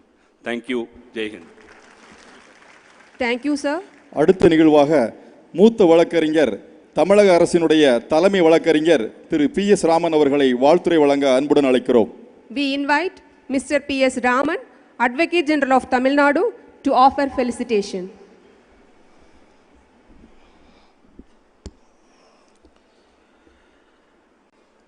My Lord, Honorable Justice Gawai, Justice Suryakant, Justice Sundaresh, Justice K.V. Viswanathan, Justice Mahadevan, Judges of the Supreme Court, Honorable Acting Chief Justice, Justice Krishna Kumar, Justice Sundar and Justice R. Subramaniam, Judges of the High Court who are adorning the dais, my friend Mr. A.R.L. Sundaresan, Additional Solicitor General, Honorable Judges of the Madras High Court who have graciously come in such large numbers, and likewise the Honorable Retired Judges of the Madras High Court, fellow office bearers of the state as well as the central government, office bearers and members of the Bar Council and other professional associations in Madras High Court and the Madurai bench, members of the registry, senior advocates, brothers and sisters of the bar, members of the press, ladies and gentlemen, அனைவருக்கும் காலை வணக்கம். காலை has become afternoon. At the outset, I would like to thank the organizers of this function for inviting me and giving me an opportunity to offer my felicitations on the occasion of the completion of 20 years of establishment of the Madurai bench of the Madras High Court. As lawyers, we learn something every day, and today I learned that yesterday I learned that the 20th anniversary is called a Vijayatential celebration. While Googling this word to get the exact pronunciation, I also found that when something lasts 20, it is called Vicinium.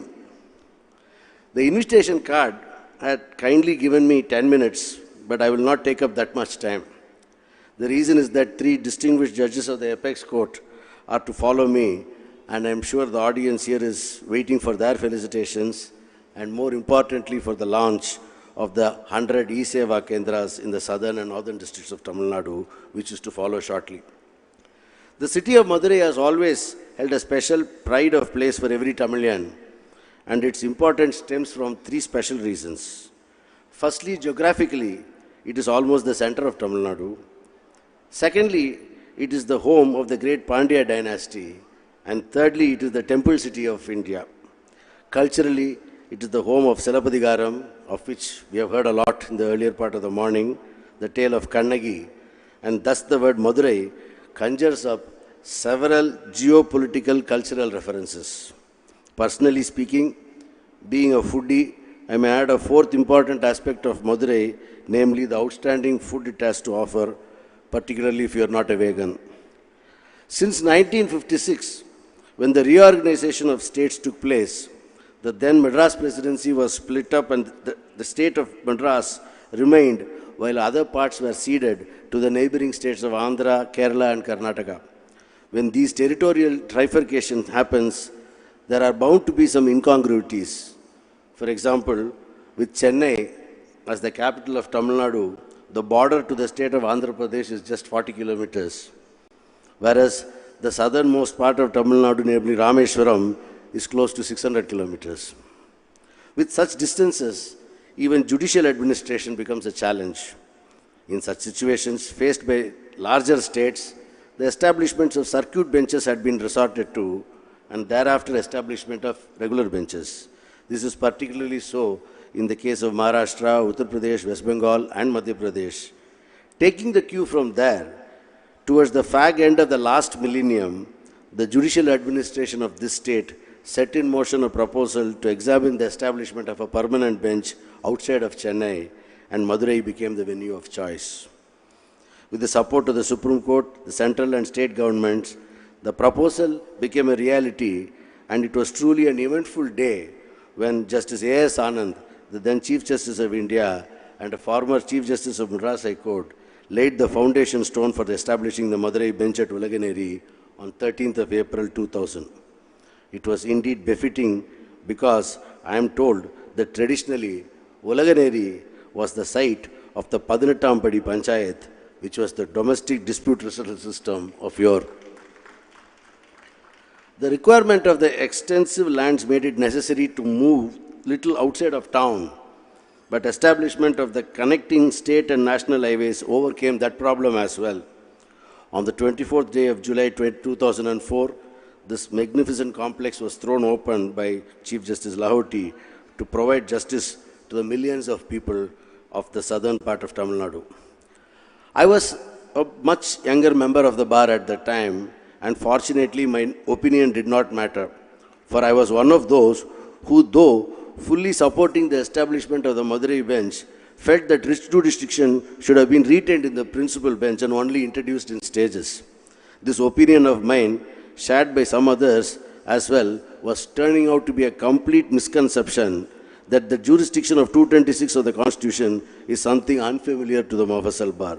The legal acumen and capacity of my brothers and sisters in Madurai in the initial years until today have proved that introduction of Article 226 even from the threshold was fully justified. Yes, there may have been hiccups in the initial stages, but in time, the Madurai bench has blossomed in every way, and as a gentle reminder to me, even yesterday while arguing a position in the principal bench, the leading case I cited on that point of law was that of the division bench of the Madurai bench. The practice of having senior and other judges coming to Madurai in rotation has also helped keep the fervor alive, while a few judges hailing from here have opted to stay put quite understandably. The statistics of the cases that have been disposed of by the Madurai bench speaks for itself, and I am sure that all the persons who had conceived of establishing this court with great foresight must today be having a content smile on their faces. For leaving out any such person, I have consciously refrained from naming any of the judges of the Madras High Court who were instrumental in establishing this institution. As the ostensible leader of the bar and as a representative of the state government in this function, I assure that both the organizations that I represent will always support and cooperate with the well-ruling and governing of this judicial establishment. I hope to come here in July 2034 for the Tri-Gentile function, meaning the 30th anniversary, which incidentally is the third word I added to my vocabulary yesterday. Thank you all. Jai Hind. Thank you, sir. அரிய பல முன்னோடி தீர்ப்புகளை மாண்புமிகு சென்னை உயர்நீதிமன்றத்திலும் மாண்புமிகு உச்சநீதிமன்றத்திலும் வழங்கி நமக்கு பெருமை சேர்த்த உச்ச நீதிமன்ற நீதியரசர் திரு எம்.எம். சுந்தரேஷ் அவர்களை வாழ்த்துரை வழங்க அன்புடன் அழைக்கிறோம். I kindly invite the Honorable Mr. Justice M.M. Sundaresh, Judge Supreme Court of India, to offer his lordship's felicitation. அனைவருக்கும் வணக்கம். மேடையில் அமர்ந்திருக்கும் அனைவருக்கும் எனது சகோதரர் சுரேஷ்குமார் எஸ் சுந்தர் உட்பட என்னுடைய வணக்கங்கள். இங்கே பெரிவாரையாக வந்திருக்கின்ற அனைவருக்கும் மீண்டும் என்னுடைய வணக்கம். முக்கியமாக நீதித்துறையிலே பணியாற்றுகின்ற அனைவருக்கும், சட்டக்கல்லூரியில் படிக்கின்ற மாணவர் செல்வங்களுக்கும் என்னுடைய வாழ்த்துக்கள்.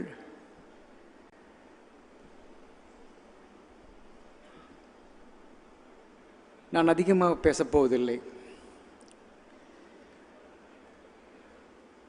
பொதுவாக மதுரை உயர்நீதிமன்றம் என்றாலே என்னை பற்றி சூழலெல்லாம் எனக்கு அதிகமான ஈடுபாடு என்று சொல்லுவார்கள்.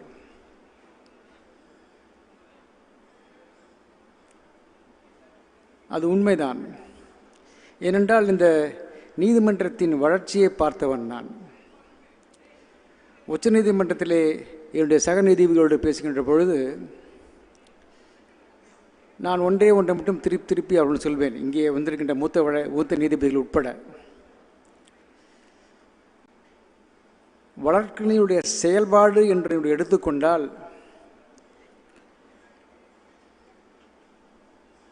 சிவில் மற்றும் குற்றவியல் வழக்குகளில் சென்னை உயர்நீதிமன்றத்தை விட மதுரை உயர்நீதிமன்றம் சிறப்பாக செயல்படுகிறது. இது நான் சொல்வதற்கு நான் எப்பவும் தயங்குவதில்லை. என்ற வழக்கறிஞருடைய செயல்பாட்டை கண்ணுற பார்த்து அறிந்தவன் நான். அந்த வகையில் வருகின்ற காலங்களில் இங்கே இருந்து அதிகமான இளம் வழக்கறிஞர்கள் உயர்நீதிமன்றத்திற்கு நீதிபதிகளாக நியமிக்க வேண்டும் என்பதில் என்னுடைய கருத்து. அதில் மாற்றமே இல்லை. ஐ ரீட்ரேட். என்றால் அத்தனை திறமை வாய்ந்த வழக்கறிஞர்கள் தகுதியோடு இங்கே காத்து கொண்டிருக்கிறார்கள். இது ஒன்று. 20 ஆண்டுகள் இந்த உயர்நீதிமன்றம் சிறப்பாக பணியாற்றுவதற்காக இந்த விழா எடுத்துக்கொண்டிருக்கிறோம். அதில் நாம் கடந்து வந்த பாதைகளை பார்க்க வேண்டும்.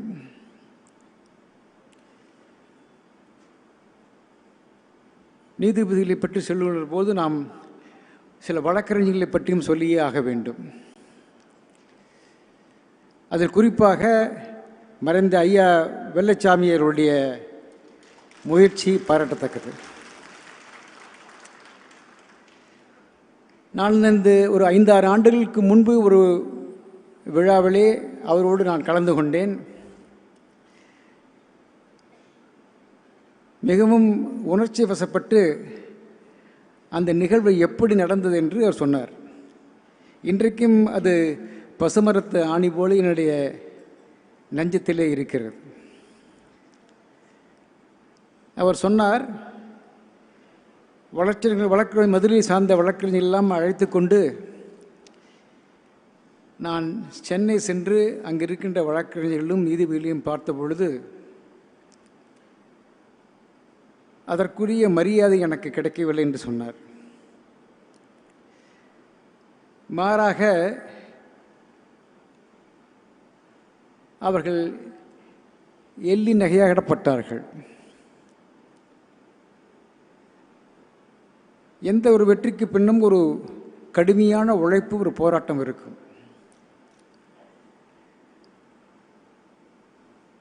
மற்றொன்று ஒன்று சொன்னார், பல முறை முயற்சி செய்துவிட்டு அந்த முயற்சிக்கு பலன் இல்லை என்ற பிறகு மனம் உடைந்து பாதிக்கப்பட்டு மதுரை மீனாட்சி அம்மன் கோயிலுக்கு சென்று அங்கே அமர்ந்தார்.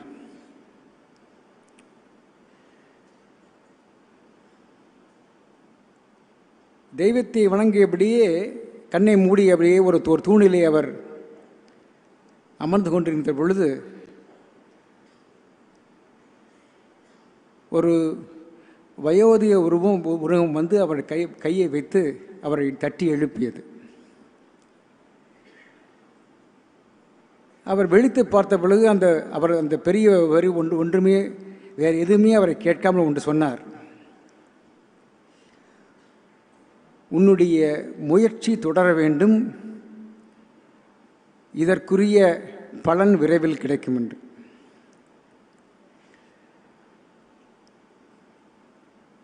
அந்த சொற்களை கேட்டவுடன் மனம் தளராது மீண்டும் தன் முயற்சியை தொடங்கினார். அத்தகையவருடைய கடுமையான உழைப்பு, போராட்டம், முயற்சி இன்று நாம் இங்கே கொண்டாடி கொண்ட மதுரை உயர்நீதிமன்றத்தின் 20வது ஆண்டு விழா.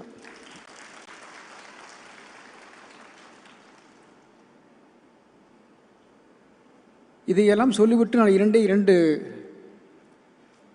விஷயங்களை மட்டும் உங்களிடம் சொல்லி முடிக்கலாம் என்று இருக்கிறேன். என்றால் மூத்த நீதிபதிகள் பேச காத்து கண்டுகிறார்கள். நான் ஆல்ரெடியே பேசிவிட்டது. இந்த விழாவிலே எனக்கு மட்டும்தான் இருமுறை பேச ஒரு சந்தர்ப்பம். ஒன்று, நீதியின் தரம் உயர வேண்டும். நீதியின் தரம் எப்படி உயரும் என்றால், ஒரு வழக்கு நீதிமன்றத்திற்கு போகின்ற பொழுது 10 நீதிபதிகளில் 9 பேர் ஒரே வகையான தீர்ப்பை தர வேண்டும்.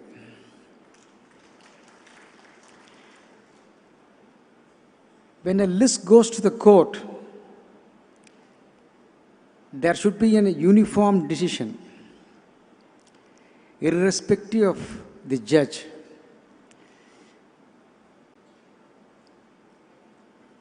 Unbridled and uncontrolled discretion given to the court is a form of injustice. This is one thing we have to ponder over. இது சிவில் வழக்குகளுக்கும் குற்றவியல் வழக்குகளுக்கும் பொருந்தும். நம்ம உரிமையில் வழக்குகளுக்கு செய்வது. குற்றவியல் வழக்கை எடுத்துக்கொண்டு கொண்டோம் என்றால், ஒரு நீதிபதி போகின்ற பொழுது நிரபராதி என்று முடிவு செய்யப்படும். மற்றொரு நீதிபதி சொல்லும் பொழுது அவர் குற்றம் என்று முடியப்படும். என்ன காரணம் என்றால், நீதிபதிகள் அவர்களுடைய எண்ணங்களே பல மாற்றம் இருக்கின்றன. கடுமையாக தண்டிக்கப்பட வேண்டும் என்று நினைக்கின்ற ஒரு நீதிபதி, இவன் நிரபராதி, ஆகவே அதற்கான சாத்தியக்கூறு இருக்கின்றன, எனவே அவனை விடுதலை செய்ய வேண்டும் என்ற நீதிபதி, அப்படியே தண்டிக்கப்பட்டாலும் என்ன குற்றம் செய்யலாம் என்பது அடுத்த ஒரு நீதிபதி. The problems are multifold. One is with respect to the conviction and another is with respect to the sentence. In both these parts, for the same offense, we have multiple views. I am asking the arguers gathering, how is it justified? It will differ, no doubt, from background to background and fact to fact. But you should not differ from the perspective of a judge. That is the womb of injustice, in my view. We were actually perpetuating injustice. This is something the legal fraternity, including all of us, will have to think about. The second is the unexpectable mounting tendency. Again, I have spoken to all my senior brothers, including and my junior brothers also. When we speak about our achievement, நாம் சாதனைகள் பற்றி பேசுகின்ற பொழுது நாம் செய்த தவறுகளையும் நினைக்க வேண்டும். 5 கோடி வழக்குகள் தேங்கி இருக்கிறது என்றால் அதற்கு யார் காரணம்? என்னை பொறுத்த வரைக்கும் அனைவரும் காரணம். நீதிபதிகள் காரணம், வழக்கறிஞர்கள் காரணம், அரசு காரணம். இந்த இத்தனை வழக்குகளை எப்படி தீர்க்க வேண்டும், எந்த முறையிலே தீர்க்க வேண்டும் என்று நினைக்க வேண்டும். இந்த 5 கோடி வழக்கிலே பாதிக்கு மேற்பட்ட வழக்குகள், கிட்டத்தட்ட 60-70% வழக்குகள் அரசு சம்பந்தப்பட்ட வழக்குகள். அட்வொகேட் ஜெனரல் இங்கே இருக்கார். வித்தியாசமான ஒரு அணுகுமுறை தேவை. அதுவும் குற்றவியல் வழக்குகளில். இங்கே வந்திருக்கின்ற பல வழக்கறிஞர், இங்கே இளம் மாணவர்கள் வந்திருக்கிறார்கள், இளம் வழக்கறிஞர்கள் இருக்கிறார்கள். குற்றவியல் வழக்கில் ஒருவன் குற்றம் சாட்டப்பட்டால் அதனுடைய சிரமங்கள் என்பது என்ன என்பது ஒரு சிலருக்கு தான் புரியும். வாழ்க்கை செல்கின்ற திசையே அங்கே மாறிவிடும். குற்றவியல் வழக்கை நாம் நீதிமன்றத்தில் தீர்க்கின்ற பொழுது அவன் ஏன் அதை செய்தான் என்பதை நினைப்பதில்லை, எதற்காக செய்கிறான் என்பதை நினைப்பதில்லை. ஒன்றை நாம் மறந்துவிடக்கூடாது. எந்த ஒரு குற்றத்துக்கும் ஒரு காரணம் இருக்கும். அதற்கு அவன் மட்டும் காரணம் அல்ல, அவன் வளர்ந்த இடம், வளர்ந்த மண், வளர்கின்ற சமுதாயம்.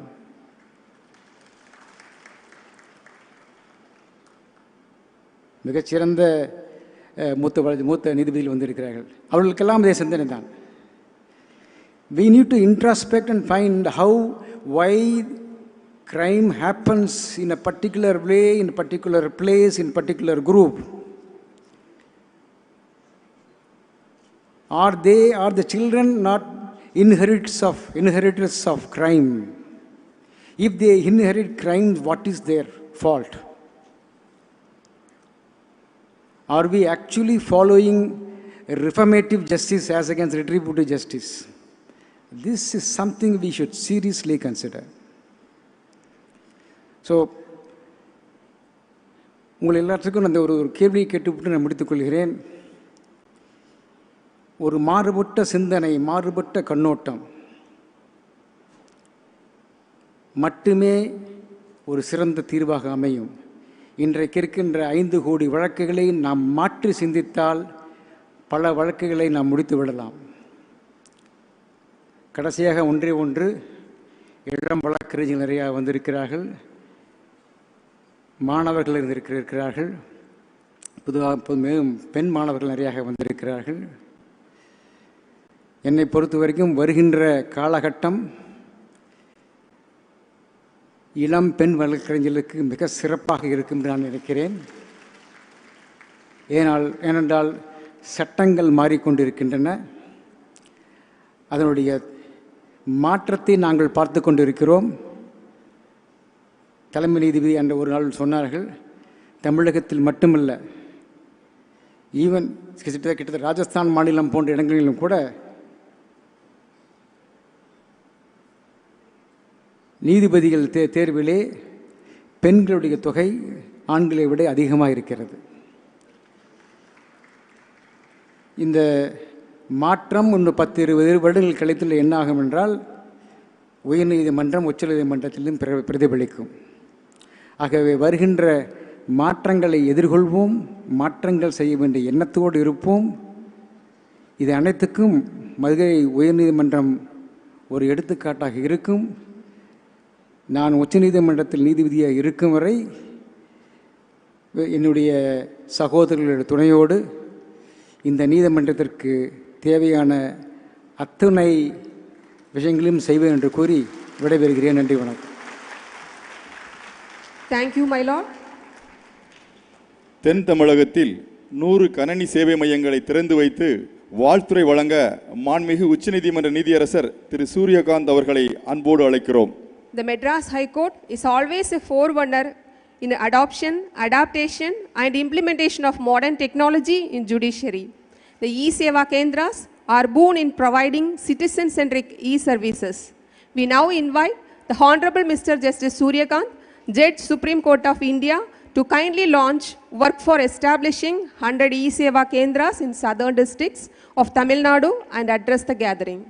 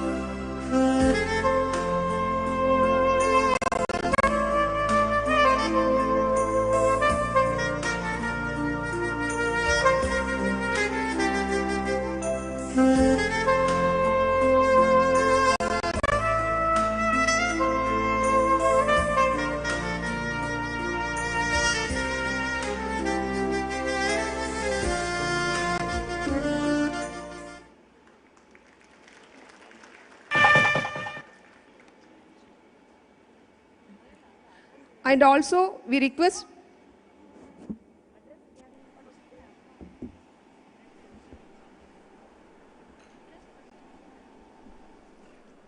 Honorable Mr. Justice Bhushan Ramakrishna Gavai, Chief Guest of the valedictory event. My brother, Honorable Justices M.M. Sundaresh, Justice K.V. Vishwanathan, Justice R. Mahadevan, my colleagues from the Supreme Court, Justice Vaidyanathan, Honorable Chief Justice Meghalaya High Court,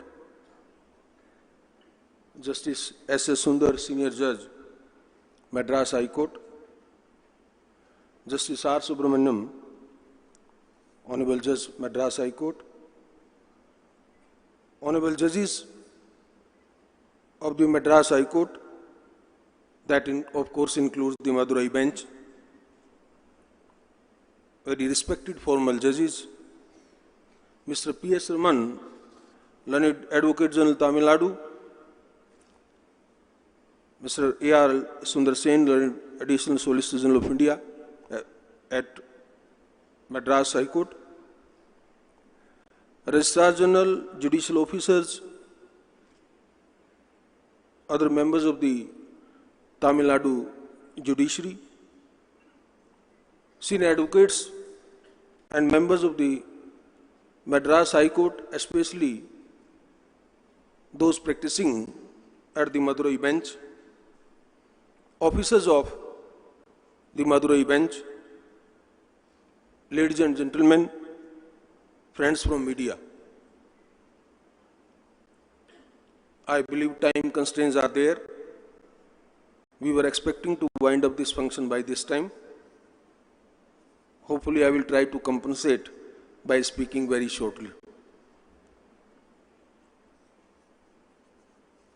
I would like to extend my heartfelt congratulations to both the bar and the bench at Madurai for the successful inauguration of the E-Seva Kendra, a part of which my brother Justice Gavai will inaugurate, and also for historical completion of 20 years of this bench.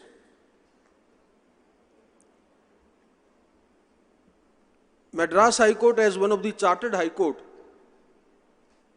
has always been a pioneering institution. It has a very rich historical story behind its establishment and for delivering a plethora of impactful and landmark judgments.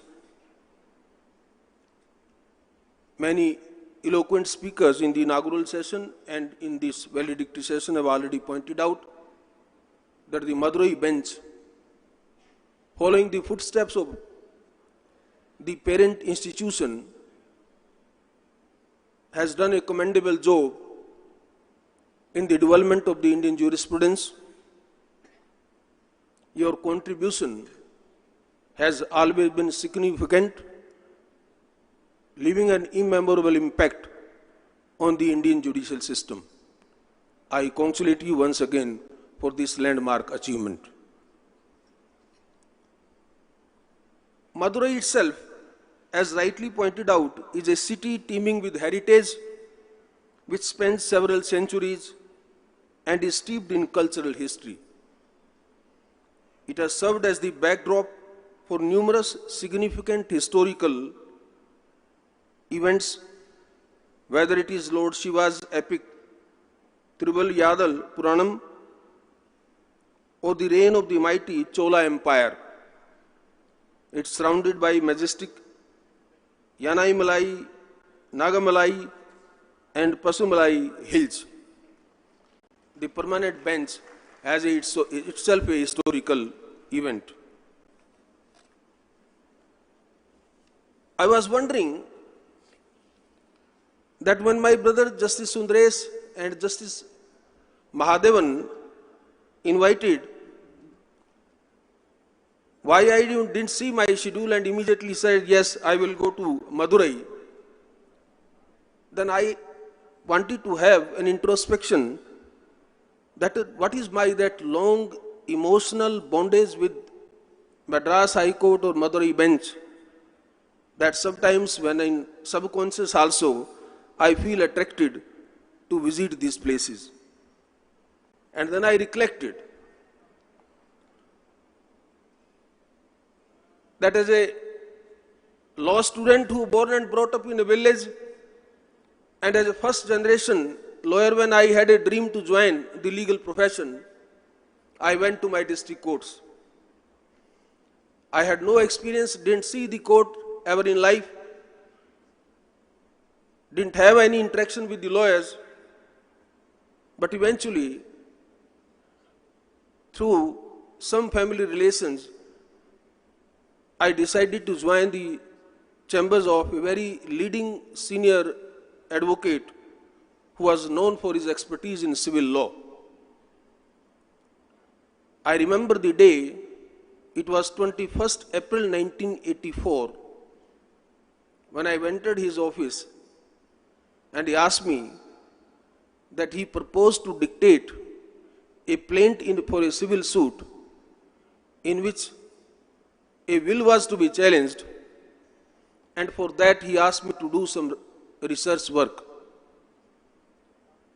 And then he hinted me that the best book and the journal which will help you is here. This is Madras Law Journal. I have a vivid recollection of the Madras Law Journal, which was in white color with black prints. A line in between, on both sides you will find these judgments. They are small, very brief and crisp head notes and brief details of the judgment with the citation of MLJ, the year and the page. The only other journal after Madras Law Journal I used to consult was Allahabad Law Journal. This AIR and all other journals came much later. So the first impression as a student of law entering into profession and my learning began with a journal which was full of the civil jurisprudential remarkable judgments delivered by your parent High Court, by you, all of you. 2004, when this bench came into existence, has also some relationship with me. It was in 2004 that in the morning I resigned from the office of Advocate General and took over as judge on 9th January 2004. This bench came into existence in July 2004. July is the date when I got my license in profession. So all these dates I found that there is some coincidence that I find myself bit close to you and attached to you. When we talk of celebrating the establishment of a bench, there are three principles we keep in mind. One, a bench is needed for affordable justice. Two, a bench is needed for access to justice. And three, the same principles we differently coin when we say that the bench are needed because we need to take justice at the doorstep. So ultimate goal is that how we provide affordable access to justice in a timely manner. And that being the object of establishment of a bench, we all feel proud on the Madurai bench that you have done your job in a very commendable, in a remarkable manner in that direction. But as my earlier speaker said, it is also a time for introspection. We need to identify the deficiencies which need to be rectified. We need to say that where we are lacking. If we are able to identify those things, we will be able to rectify those. Those deficiencies should not be an impediment in becoming our institution an ideal place for the ultimate object of access to justice. And remember, when Chief Justice of India was talking about the encouragement of the young lawyers, the object was the affordability of justice also lies in the cost effectivity. Should we not make the justice delivery system so much cost effective that a common man, a poor man, a marginalized person, a person even below the poverty line can encourage himself to enter the doors and corridors of this court premises and seek justice for himself. That can only happen when we create a strength of the bar which take this profession as a pious job, they take this profession as their commitment towards the cause of justice. Remember, ours is the only country in the world where through the aegis of the National Legal Service Authority Act and the institutions created thereunder, we provide financial assistance even to the person who is alleged to have committed a crime. The ultimate object is the constitutional principle of justice and justice only. That is what we have committed ourselves under the preamble. And therefore, all of us, being the stakeholders in this institution, are under a constitutional obligation to do the best of it to achieve that object. I am quite sure all of you, being conscious of your responsibility, are already committed to it and will strive hard to achieve that object. We all are with you in this great journey. Thank you very much for giving this opportunity to me. Thank you. Jai Hind. Thank you, my lord. வட தமிழகத்தில் 100 கணனி சேவை மையங்களை திறந்து வைத்து வாழ்த்துரை வழங்க மாண்புமிகு உச்சநீதிமன்ற நீதியரசர் திரு P.R. கவாய் அவர்களை அன்போடு அழைக்கிறோம். We now invite the Honorable Mr. Justice B.R. Gavai, Judge Supreme Court of India, to kindly launch work for establishing 100 e-Seva Kendras in the northern districts of Tamil Nadu and deliver validity address.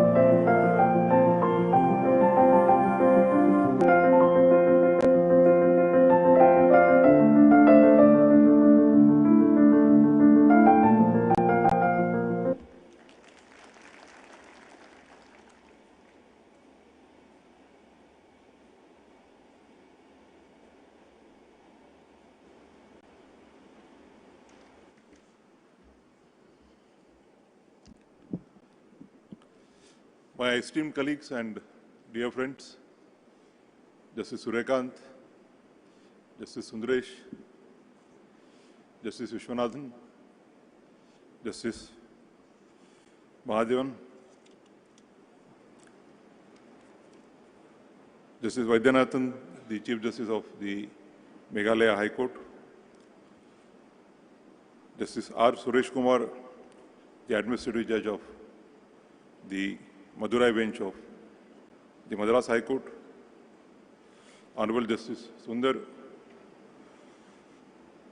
Honorable Justice R. Subramaniam, all other my esteemed brother and sisters, past and present from Madras bench of Madras High Court, including those sitting at the Madurai bench, the learned Advocate General for the state of Tamil Nadu, Mr. Raman, the learned Additional Solicitor General of India, Mr. Sundaresan, the law officers of the state government as well as the Union of India, the office bearers of various lawyers' organizations, the respected senior advocates, the members of the Bar, Registry, the Registrar General and the other registrars, both at Chennai and Madurai, the staff of the High Court, and dear friends. We are almost here for last 4.5 hours, and much past the lunch time. I think you also have lunch time at 1 o'clock. And therefore, I would not like to be here for long and detain you for your lunch. I'd like to follow my predecessor, Justice Suryakant, and try to be brief. In any case, as the last speaker, after listening the erudite speeches of so many learned judges and the members of the bar, it is difficult to speak. As a matter of fact, when around 15-20 days back, Justice Mahadevan, the then acting Chief Justice of the Madras High Court, had called me to invite me, and on account of prior commitments, I had said that though I would have allowed to come, but it may not be possible. But then Justice Sundaresh, with whom I had the pleasure of sitting together, and we shared a wonderful bonding on the bench, and of course, out of the bench also, he called me and said that you have to come, and then I had to abide by his mandamus. And I think if I would have not done that, I would have missed a lot. It's a great pleasure for me to be with you all on this august occasion. My another friend from Tamil Nadu, from whom I learned, from his arguments I learned, and now presently have the pleasure of learning from him as a partner on the bench, Justice Vishwanathan, was another reason to bring me here. And the foremost reason is that when Justice Mahadevan rang me about a week back to finalize about the nitty-gritties of the function, so we discussed, and then while putting off the phone, I told him, but now one change you will have to make is that though you are there as the acting Chief Justice, in the invitation card, you will have to print your name as a guest. And I'm happy that all of us have brought a gift from him for you in the nature of Justice Mahadevan as the Judge of the Supreme Court of India. I wholeheartedly congratulate Justice Mahadevan on behalf of all of you, on behalf of all of us, and wish him a long and very fruitful career as a Judge of the Supreme Court. We assemble here to celebrate the completion of 20 years of the establishment of the Madurai bench. As the learned Advocate General stated, it was very difficult to pronounce the term Vigentennial, because this was for the first time that I came across such a phrase. And I must congratulate, I think, Justice Suresh. It's his brainchild. I am a staunch supporter of the benches. When I was a judge of the Bombay High Court, at one of the conferences, a very senior, there was a debate, one of the sessions was as to whether there should be benches of the High Court or not. One of the senior lawyers, I won't name him because he's still practicing in the Supreme Court, he accused that the Aurangabad bench of the Bombay High Court was nothing else but an elevated district court. And fortunately, since I was a judge, I was to speak after him. And I replied, I denied the accusation. I am one of the rare judges in Bombay High Court who had the pleasure of sitting at the principal seat as well as all the benches at Nagpur, Aurangabad, and also at Panji. And this was around 15 years back, and I said, the allegation is totally false. I have worked at Aurangabad bench, and I found that the lawyers at Aurangabad bench are as good, if not superior, than the lawyers at Bombay. And that time I had said that this bench will produce the young lawyers, it will produce many of the judges, and they will bring a name, a laurel to the Aurangabad bench. And I must say with pride that what I had predicted around 15, 16 years has proved to be correct. That bench, apart from giving dozens of judges to the High Court, has produced 4 Chief Justices, one of which was your past Chief Justice, Justice Gangapurwala.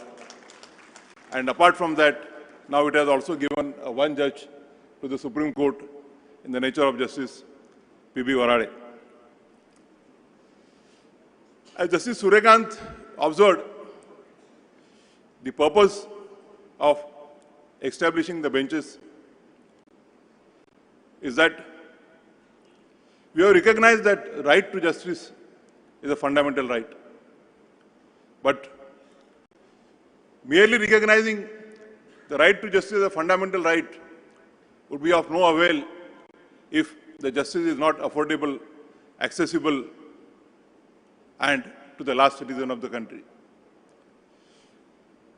The establishment of the Aurangabad bench enabled the poor citizens from that area to get affordable justice at the rates at which they can afford, a speedier justice, and I am happy to note that that model has also been proved to be successful at Madurai bench.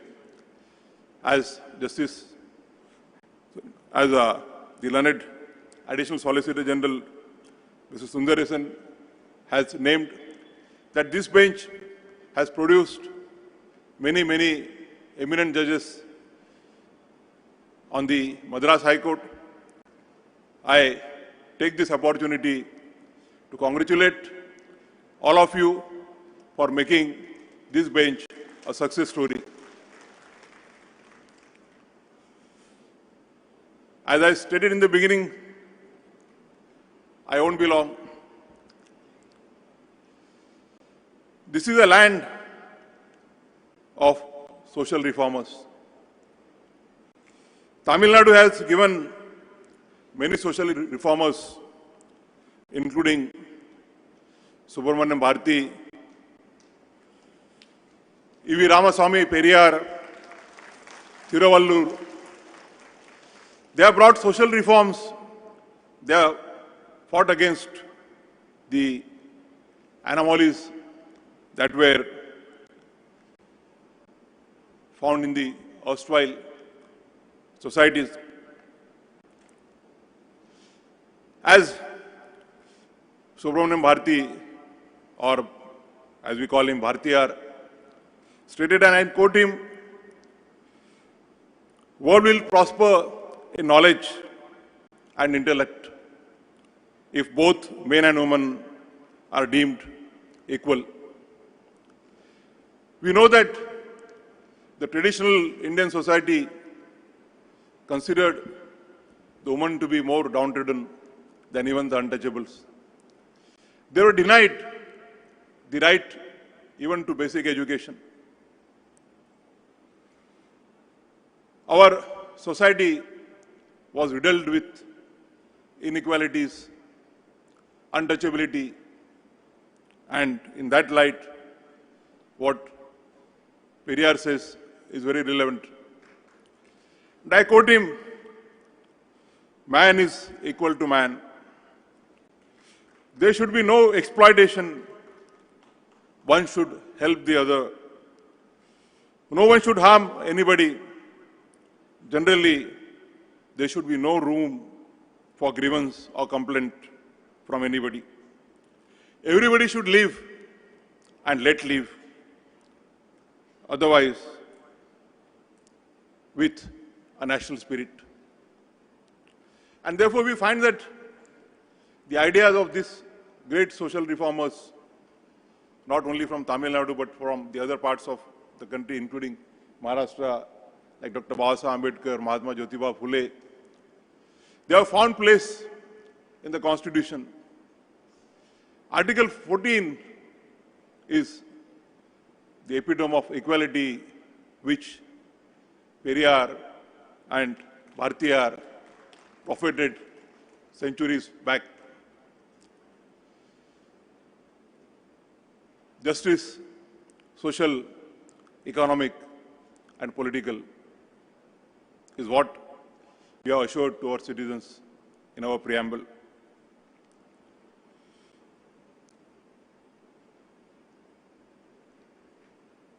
On this occasion, I recollect what Dr. Ambedkar had said on 25th of November 1949 in his last speech in the Constituent Assembly. He stated that political justice is of no use unless the political justice coupled with social and economic justice is achieved. He stated that what is social justice? Social justice is where liberty, equality, and fraternity are accepted as the means of life. And he warned us that though by one person, one vote, one value, we have attempted to achieve political justice. But what about social and economic justice? He stated that on an economic plane, we have a country divided into few citizens with whom the economic wealth of the country is concentrated, and a vast majority of the people who are finding it difficult to meet two ends. On a social plane, we have a society compartmentalized into 4 compartments, and the compartments are so tight that a movement from one to another is not possible. And he stated that if we do not remove these inequalities, then the edifice of democracy, which we have so laboriously built, will fall down like a house of cards. And therefore, in order to achieve social and economic justice along with political justice, we have directive principles in the Constitution. In the last 75 years of the Constitution, we have undoubtedly marched towards the economic and political justice. The executive, the legislature, as well as the judiciary. It's a different topic. In the Keshavanand Bharati, the 3 learned judges have stated that the courts are also stayed within the meaning of Article 12 of the Constitution of India. And therefore, Justice Matthews, Justice Beg, they stated that when the courts are discharging their duties, they are also bound by the directive principles as enshrined in Part 4 of the Constitution. On this auspicious day, I am happy to see so many sister judges and the principle of equality which was propheted by Bhartiyar centuries ago is coming to fruition. Justice Vishwanathan introduced me to his friend, class friend, a senior counsel, Krishnaveli.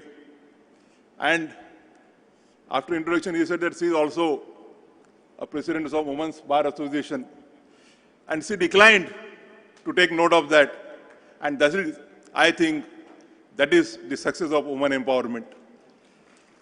The women and men in all the fields we see now are par with each other. On this day, I once again congratulate you. As the learned Advocate General has said that after 10 years, in 2034, we'll be celebrating trigenerational celebrations of the Madurai bench. After 20 years, we'll be celebrating the Golden Jubilee. And let us march towards the goal that when Madurai bench celebrates its Golden Jubilee, we'll remember the words of Thiruvallur. It is compassion, the most gracious of virtues, which moves the world. While discharging our duties as lawyers, as judges, let us have compassion in our heart. Let us ensure that the justice is given to the needy, to the last citizen of this country. Let us hope and pray that when in 1954 we celebrate the Golden Jubilee of the Madurai bench, it will be remembered as the bench which has become a beacon in fulfilling the promise of social and economic justice as enshrined by the framers of the Constitution. Thank you very much. Mikka Nandru, Mikka Nandru. Thank you, my lord. இறுதியாக நன்றியுரை நகல மாண்புமிகு சென்னை உயர்நீதிமன்ற நீதியரசர் திரு R Subramanian அவர்களை அன்புடன் அழைக்கிறோம். We request Honorable Mr. Justice R. Subramanian, Judge Madras High Court, to propose vote of thanks.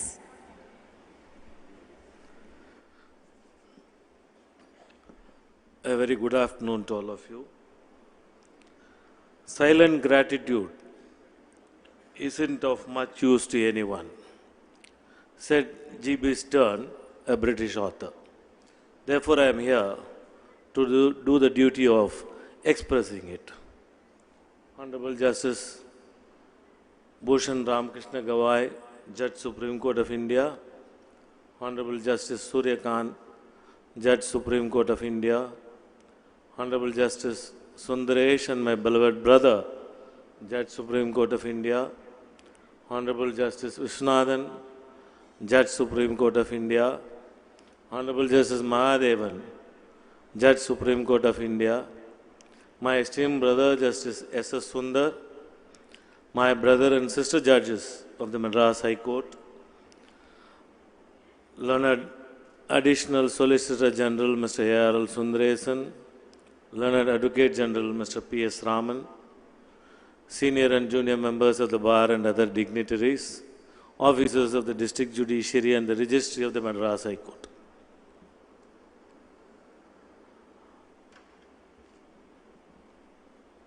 Vote of thanks comes last, and a delayed vote of thanks it is necessary that the Speaker finishes fast. Honorable Justice Surya Kant, you recollected the glory of Madras High Court and its stand in the judiciary, in the judicial map of India. Thank you, sir. Thank you for accepting our invitation and being here with us and also complimenting us. Thank you. Honorable Justice Gawai had reminded us of the famous social reformers who had occupied this part of the country, Tamil Nadu, and also our duty as judges and lawyers. Thank you, sir. Honorable Justice Sundaresh, as usual in his inimitable style, had narrated the importance of Madurai in the cultural and epical history of Tamil Nadu, and also in the afternoon session had given a vision for the younger lawyers. Thank you, my brother Justice Sundaresh. Honorable Justice Vishwanathan, though he is from the neighboring state and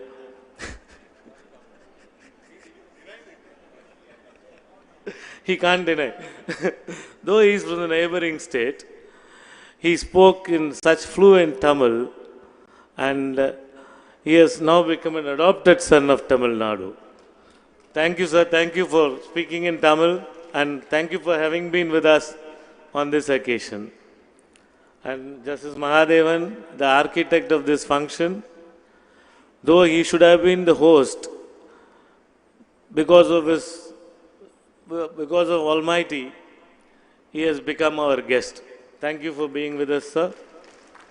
And my brother Justice S.S. Sundar, he was one of the judges to be elevated from the Madurai bar in very early times. Thank you, brother, for giving a wonderful welcome address. And Mr. Sundaresan and Mr. Raman, thank you for your felicitations. And my brother and sister judges, thank you for being here with us. And also the lawyers at Madurai, thank you. And you have won a great compliment from one of the great sons of this soil, Justice Sundaresh, that your civil and criminal bars are the best. Very good. Thank you for that. And my brother judges at Madurai and the team at Madurai have great work, wonderfully done. We know the leader was Suresh Kumar. Thank you, Suresh, for all this, and thank you one and all. Thank you, my lord.